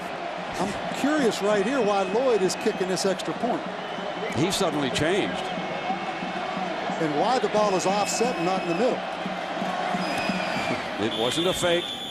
They changed their mind, and Garrett Rivas puts it on a 4. Puzzling, folks. Real puzzling. Timeout.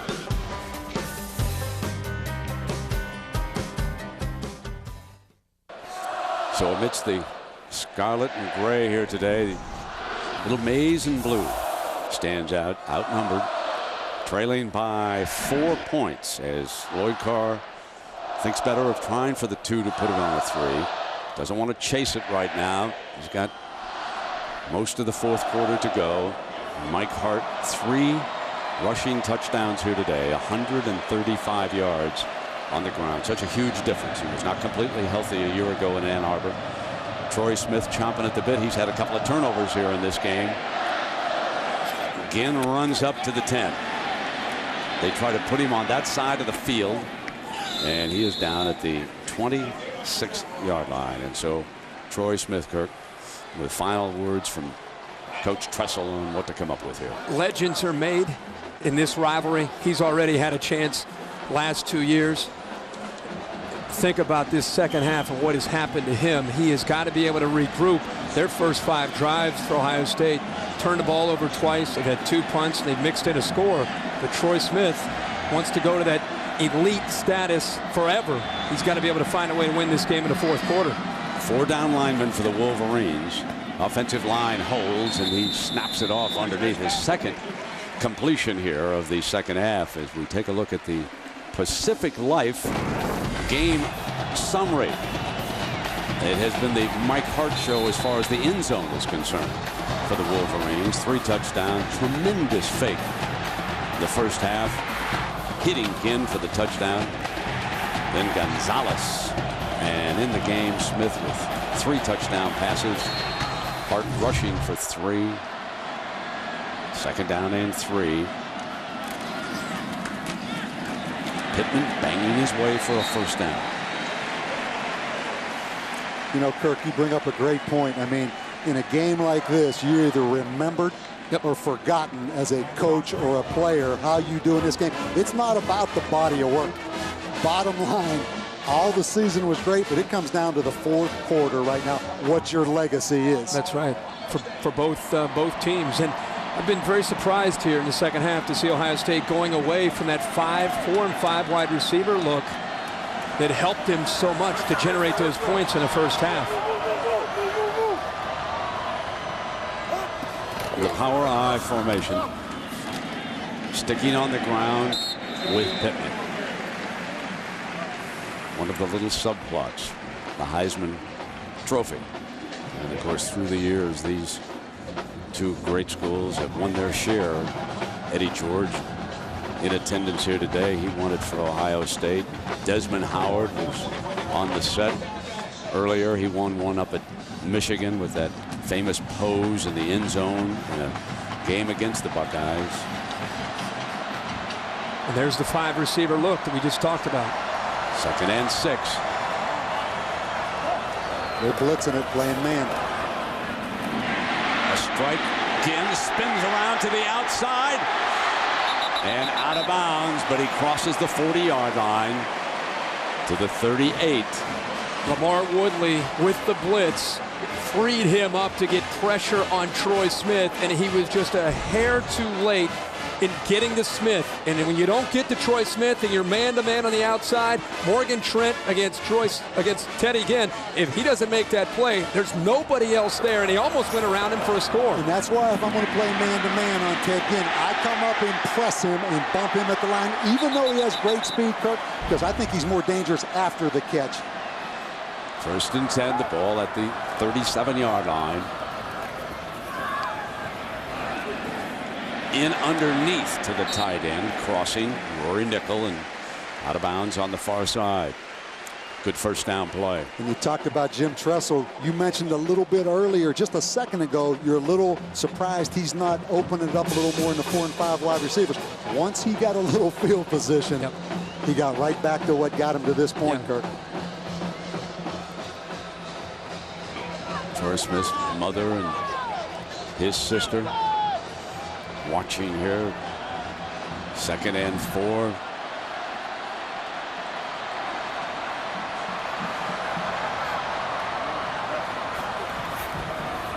There's Troy, and that short of the first down, so this will bring up a 3rd and short.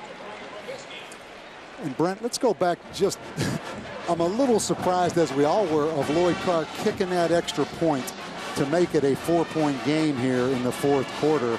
And why he didn't go for 2, I'm still not really sure why. Right now, he's more concerned about stopping this 3rd down play here.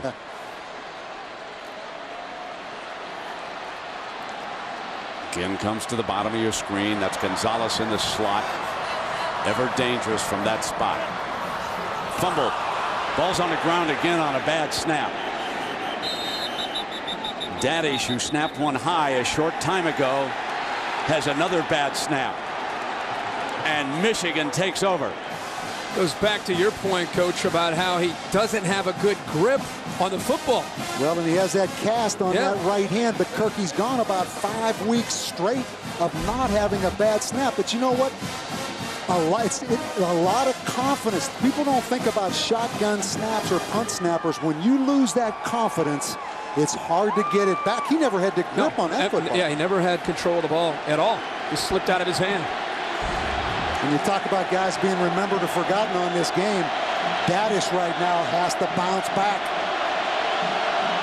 1st and 10 for Henney and the Wolverines. Down 4. Under pressure. Dropped by Manningham, who is coming across the middle as we check in with Matt Weiner. All right, Brent, here's a singular ESPN All-America Player of the Week update on Boston College linebacker Jelon Dunbar. Big BC win over Maryland to keep their ACC title hopes alive, and Dunbar played a huge part, 14 tackles, and tied an NCAA record by returning 2 fumbles for a score. Text vote to 87654 on your singular phone. 2nd down and 10 for the Wolverines. Henney going to run Mike Hart on a cutback. He gives ground, and this will be 3rd down and short coming up for Michigan. Talked so much tonight about what Troy Smith has meant to this rivalry, but how about Chad Henne? Chad Henne right now, the ball is starting to come into his hands in a position to be remembered as well in this rivalry. Played it early as a freshman and a sophomore. It didn't go his way. This is a quarterback that's been on the road at places like Penn State earlier this year. He's been to Notre Dame. He's been to Columbus twice. His poise is crucial here as the Wolverines try to come back to win this game. Slot formation to the right.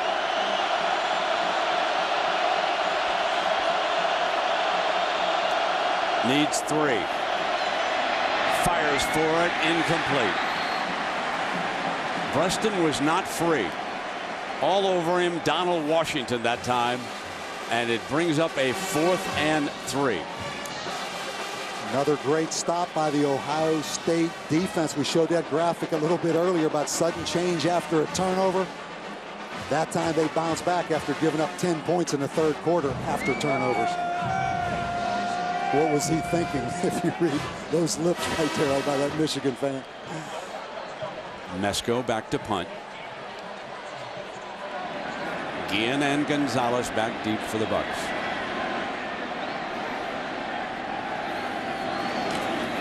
They set the return. Guillen's got it on the 16 and thrown down at the 15-yard line. And terrific coverage that time by the Wolverines as they come right down the field with Darnell Hood, the captain of the special team. Football, 10:38 remaining in the fourth quarter, 35-31. Buckeyes with the football, coming out from the 16-yard line after Darnell Hood's tremendous tackle on Ted Ginn. And we have a story about Hood that we'll tell you about here momentarily as Buckeyes come with a conservative draw play. During the week at Michigan, Hood played the role of number 10 Troy Smith. He's a speedster, a one-time defensive back. He's been the captain of the special teams for Lloyd Carr's Michigan Wolverines. And watch this tackle on Ted Ginn. One hand pulls him down by the jersey, keeps him shy of the 20-yard line, and there's the young man. And Lloyd Carr said to him at one point during practice, if I'd have known that you could throw the football that well, I'd have put you at quarterback.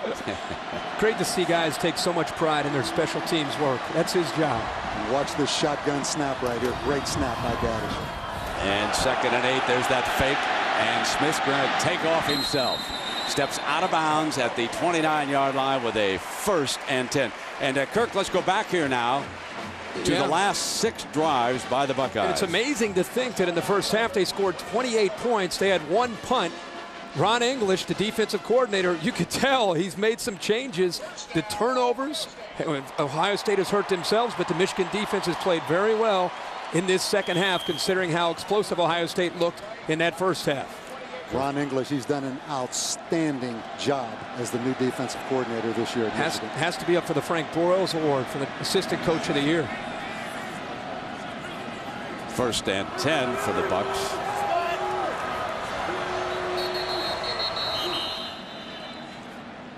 And now timeout Michigan. Timeout. Well, both teams now down to 1. Second team timeout.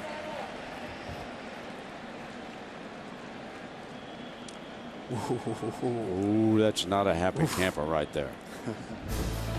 He is all over his safety. Remember, he lost Willis Behringer earlier in this game. An Ohio Stadium record, 105,708, as they see number 1 versus number 2, Ohio State, Michigan. The winner will go on to the national championship game. 1st down and 10. And a great fake again by Smith as he hands it off. It's like a draw play. Here's Pittman, daylight sideline, finally pushed out of bounds at the 45-yard line. David Harris.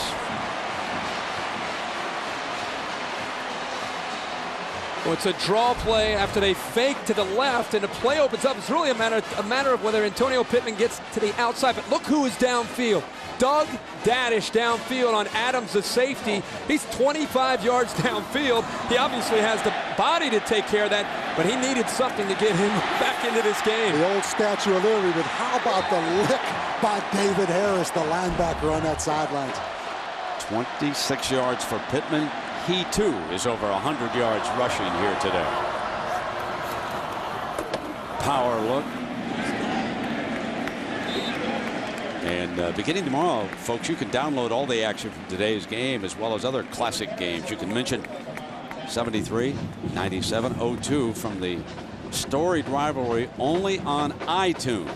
That's iTunes. So you can download it all tomorrow. And right now we've had 66 points put up on the board. And Chris Wells checked in as the running back. He had that explosive run in the first half.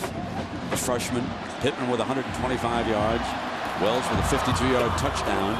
Looking again middle and sealed up by the Wolverines. 35-31, under 9 minutes to go big debate in the last few weeks is, could we see a rematch if this game were close in the national championship? Do you want the best two teams to play on January 8th in Glendale? Just answer that one question. Do you want the best two teams? I came in with a pretty strong opinion, not wanting to see a rematch. But after the way this game has gone, a lot's going to depend on USC tonight against Cal and then next week against Notre Dame. I'm very content to watch the last 22 of this one. Oh, yes. 3rd down and 5. Showing blitz. Stands on the slant. And a 1st down, Ohio State, as he comes back. And he hit number 9, Brian Hartline, redshirt freshman from North Canton, Ohio, who has become a factor in the passing game. And they had receivers, 3 receivers to the left. He wanted to get the ball to Hartline the entire time, and Hartline had to work hard to get off Johnny Sears, who was physical in his coverage and did a good job, but Hartline did not give up on the route, and neither did Troy Smith. Antonio Pittman reports back in. Number 25, the running back for the Bucks. He is right behind fullback Stan White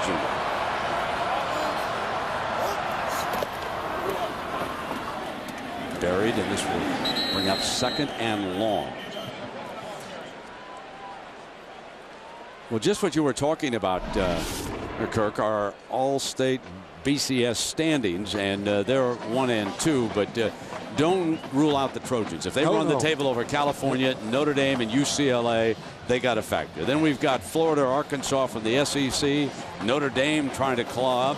And did you ever think that you might be saying Rutgers and national championship game in the same breath? What a job by Greg Schiano and that coaching staff and the players at Rutgers. 2nd down and 10. Pressure, hit on the release, incomplete. And a blindside rip by Lamar Woodley, who was in on number 10 that time.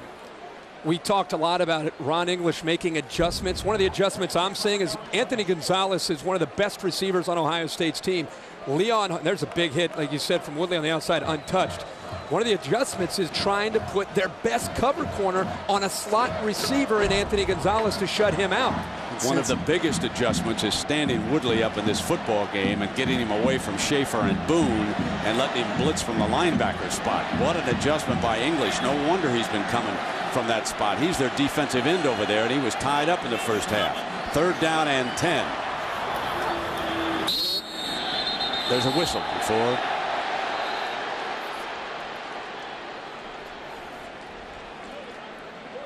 Smith's debating it. Delay a game. Offense. He thought he got it off in time. 5-yard penalty. Still 3rd down. This makes it 3rd and 15 now. Interesting to see what Ron English, the defensive coordinator, does on this call. They've been playing man-to-man coverage and blitzing this 4-wide, 5-wide look, but on 3rd and 15, I look for them to play zone. The front 4 needs to get a pass rush right here for Michigan. Gonzalez is your slot man now, and he is off to the left. He has made so many big plays the last couple of years for the Bucks. Looking in that direction. Smith has to take off. Dance is free now. He'll throw, incomplete.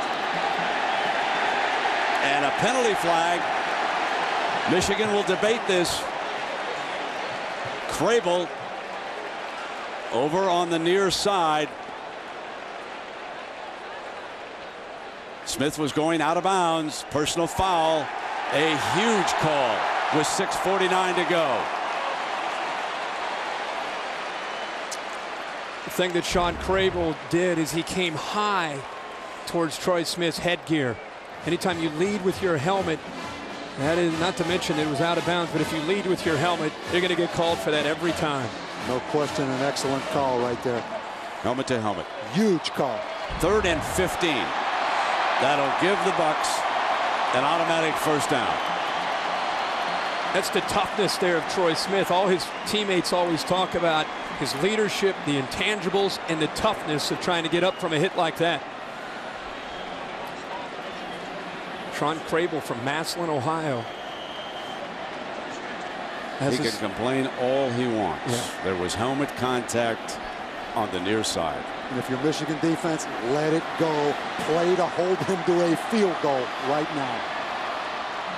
First down and 10.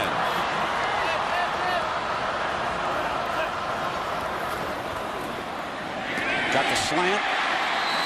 Got a first down. Robisky. No, wait a minute. They're going to spot it, maybe adjust a little bit short. Let's see.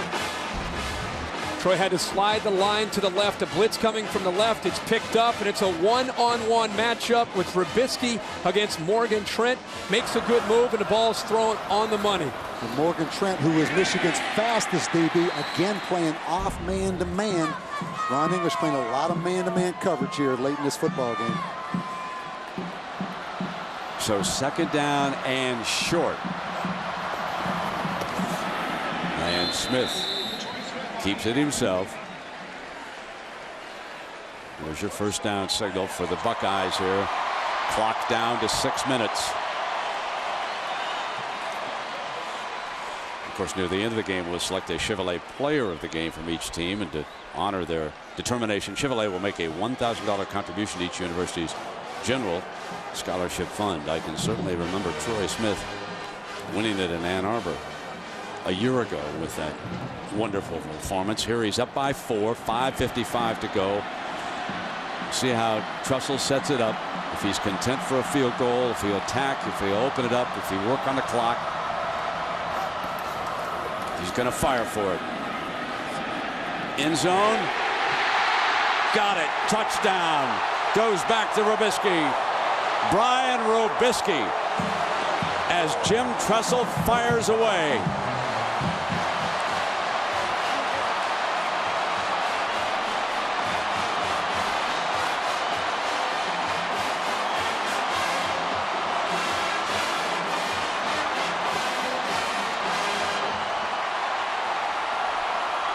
Well, that started with great protection from the offensive line. And the confidence you have in your quarterback if you're Jim Tressel. Troy Smith throwing the football. They're going to check the feet over there on the far side on this reception just to make sure that Robisky has one in bounds and control. It's a designed fade stop by Ohio State to come back, and Morgan Trent slips. Let's see if he has the foot in bounds on possession here. It's too high there. Boy, he's in. It looked Great like a call. It looked like it. It did, didn't it? Looked like there might have been two blades there.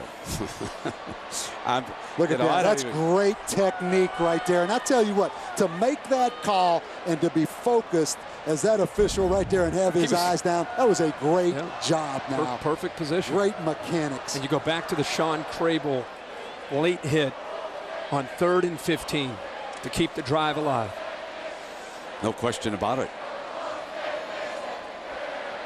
That helmet to helmet there on the near side. Yeah, that is great mechanics right there. Big time call by the side judge to stay focused. John Lusivansky. I'm not sure I pronounced his name right, but that's the side judge on this fine crew assigned by Dave Perry to this game. 41-31 extra point time. That is the 4th different Buckeye with a touchdown reception in this game. 11 plays, 83 yards, and more importantly, 5 minutes off the clock. Petrie tacks on the extra point. The Buckeyes are 5.5 minutes away playing for a national championship. Coverage of the showdown in Columbus is brought to you by Goodyear Tires, featuring triple tread technology with 3 separate tread zones for peace of mind in any weather. Last chance time coming up for the Wolverines now. They're down 11, 5.5 to go.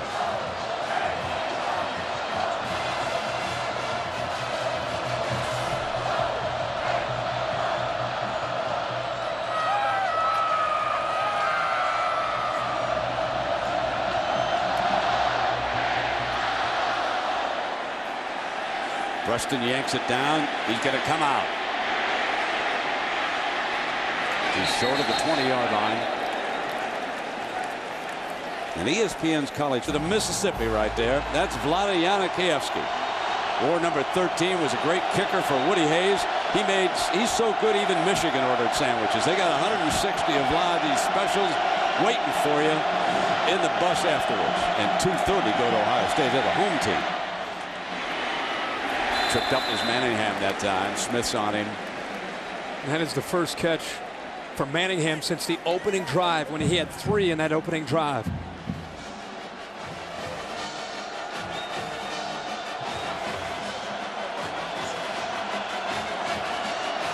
Second and 5.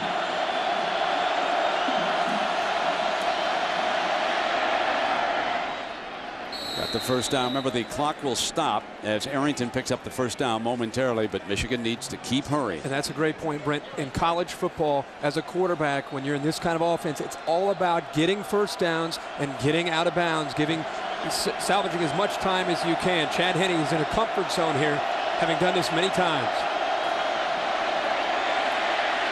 Comes back underneath to Hart. Not much doing on that play. I think one key point here for Ohio State's defense, I don't think Ohio State's forced a turnover today, but they have 21 interceptions on the year, which is #1 in the NCAA. So they're throwing into a secondary right now that picks some balls off. Security moving in. Jimmy Haycock keeps fresh defensive linemen on the field. There is Manningham, and that's a first down at midfield, and that is a big play. Laurinaitis back defending for the Buckeyes, and that's 17 yards. Well, game going back to Mario Manningham. 7 o'clock Eastern time. We're just an hour away from USC and California. If the Bears can go in and upset the Trojans, they'll go to the Rose Bowl. And with Bob Davie and Kirk Herbstreit, I'm Brent Musburger. We're wrapping up another classic between Michigan and Ohio State. Slipping at the 44-yard line. That's Arrington. Malcolm Jenkins there. Something to keep in mind as you're watching the clock is Lloyd Carr has expended 2 of his timeouts. We're under 4 minutes to go. They're down 11. Every second counts and is precious, and they only have 1 timeout remaining.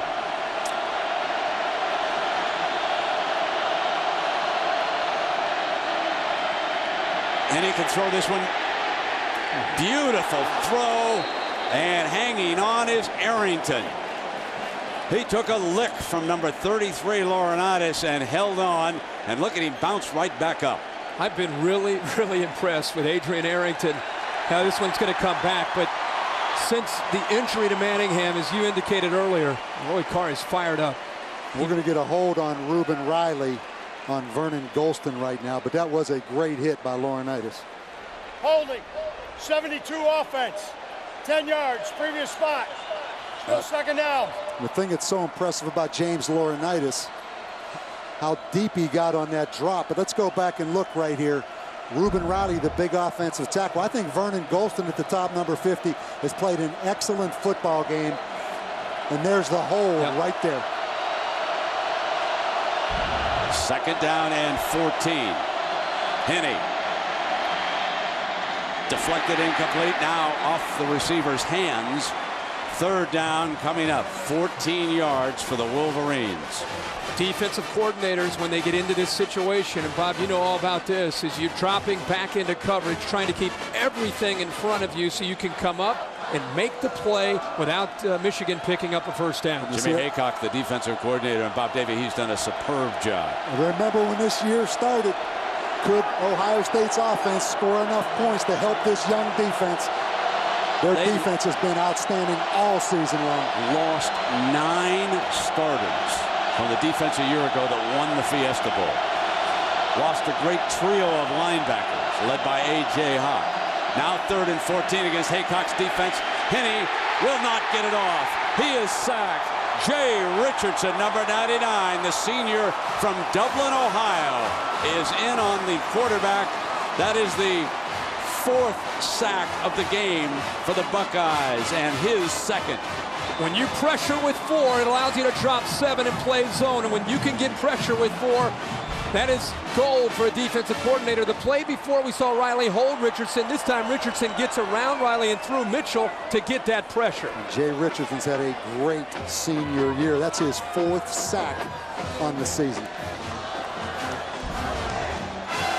Right now, the fellows from USC, Florida, Notre Dame, Arkansas, Rutgers, they're just happy to have that extra touchdown tacked on by the Bucs. And so what happens to these teams in the Big Ten? Well, here's our bowl breakdown presented by Capital One, the Rose Bowl, and of course Ohio State will move on to the national championship game if this lead holds on, and then that would give the Rose Bowl the first pick, and perhaps they will quickly select Michigan if they don't draw an assignment in the championship game. But there's your Outback Bowl, and the rest of them where these Big Ten teams go. We've come a long way, Brent, haven't we? When the loser of the Ohio State-Michigan game possibly ends up in Pasadena.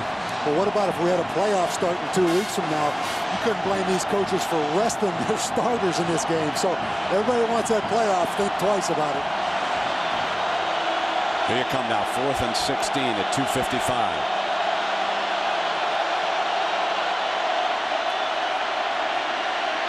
Time goes deep down the far side. Incomplete. Manningham interference. Michigan retains possession. Jamaria O'Neal, the safety.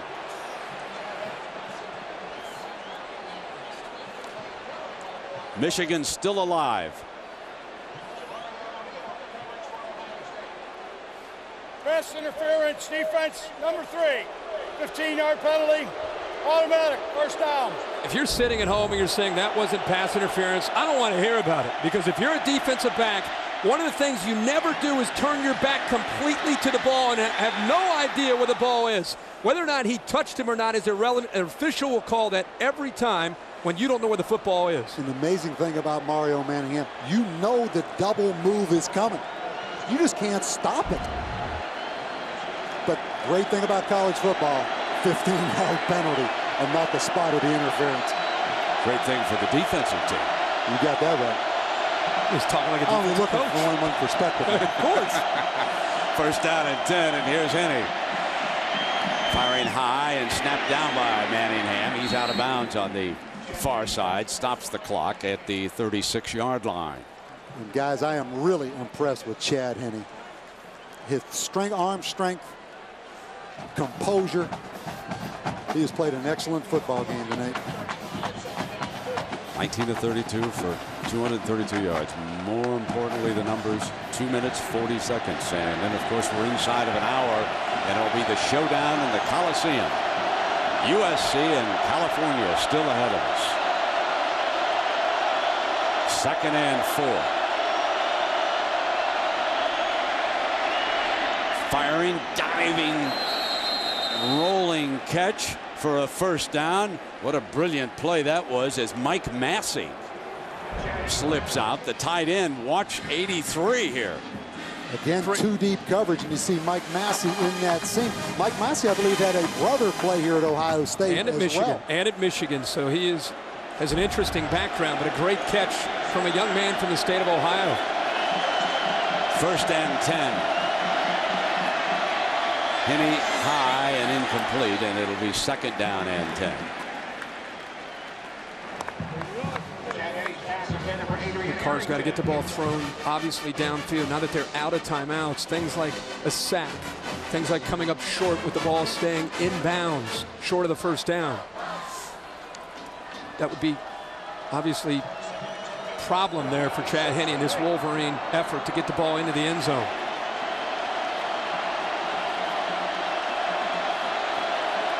2nd and 10, Manningham on the sideline.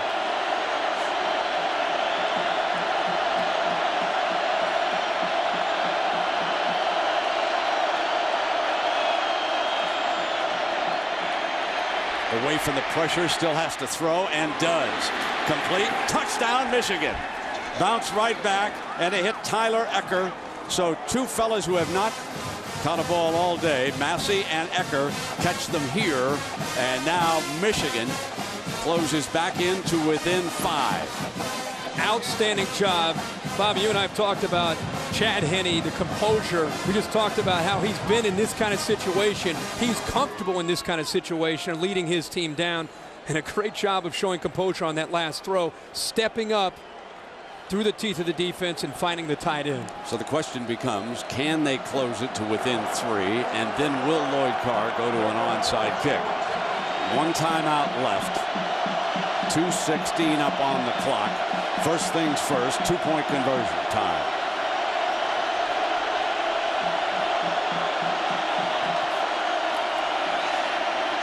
Throws for it, and he's got it.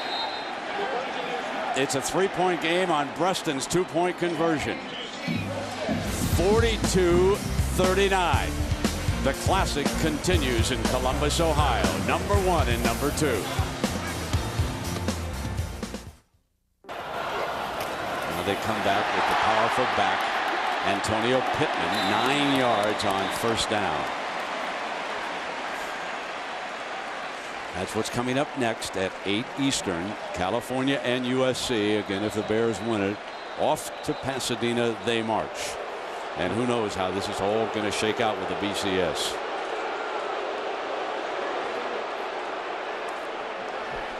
We have an injured player down for the Wolverines. I think that Kirk brought it up. And my personal sentiment is I'm not in favor of a rematch. Yeah. I would like to see the Pac-10, the SEC, Big 12. I guess they don't have a contender. I realize, and I can argue, these are the 2 best teams in the country. I know that argument. I think it's valid. Bob, what do you think? Well, first of all, I think the 2 best teams should play. And I think clearly these are the 2 best teams. The problem I have, tonight's the national championship to me, because 50 days from now, I don't think that's fair with that kind of layoff. Yeah. I think you're seeing the best team in the country tonight and the best 2 teams in the country tonight. I said before the game, the loser's out, and I still feel that way. I think USC, they're the wild card. If USC wins tonight against Cal and they win out, they should be in that championship game.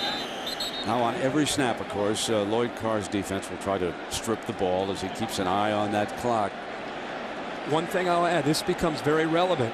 If USC wins tonight and Notre Dame upsets USC and you're a voter and you're looking at this Michigan team that just battled against Notre Dame, didn't Michigan play Notre Dame earlier this year? It was very valid.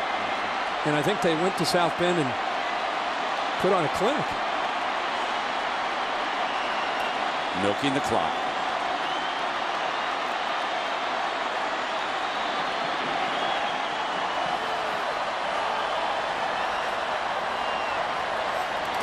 Snaps it on 2. Game over. Ohio State will play for a national championship. The Buckeyes beat their arch rival again. Jim Tressel, 5-1 against Lloyd Carr. Let's go down below to Bonnie. Jim Tressel, such a tight game. In your mind, what helped number 1 emerge over number 2? Well, yeah, those are 2 great football teams. And our team has got a lot of belief in one another. They love one another. Got a lot of humility, and they just keep playing. Now that you've played this team, what are your thoughts on a rematch in the national championship game? We're going to enjoy today the Ohio State-Michigan game and the Big Ten championship. Thank you.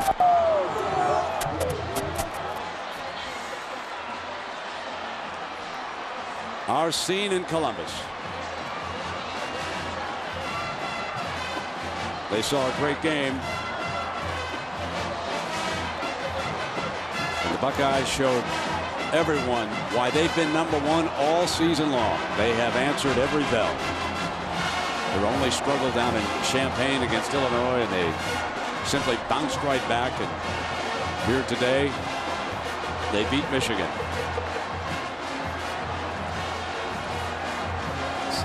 Brent, this Michigan team, after going 7-5, has so much to be proud of, and the way they fought tonight.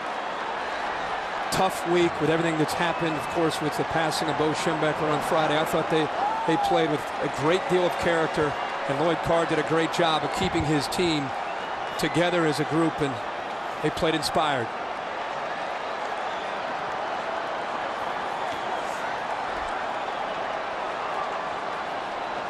So the students and fans pouring onto the field here. 19 seniors, including quarterback Troy Smith, played their final game in Columbus. And already the newspaper headlines are out.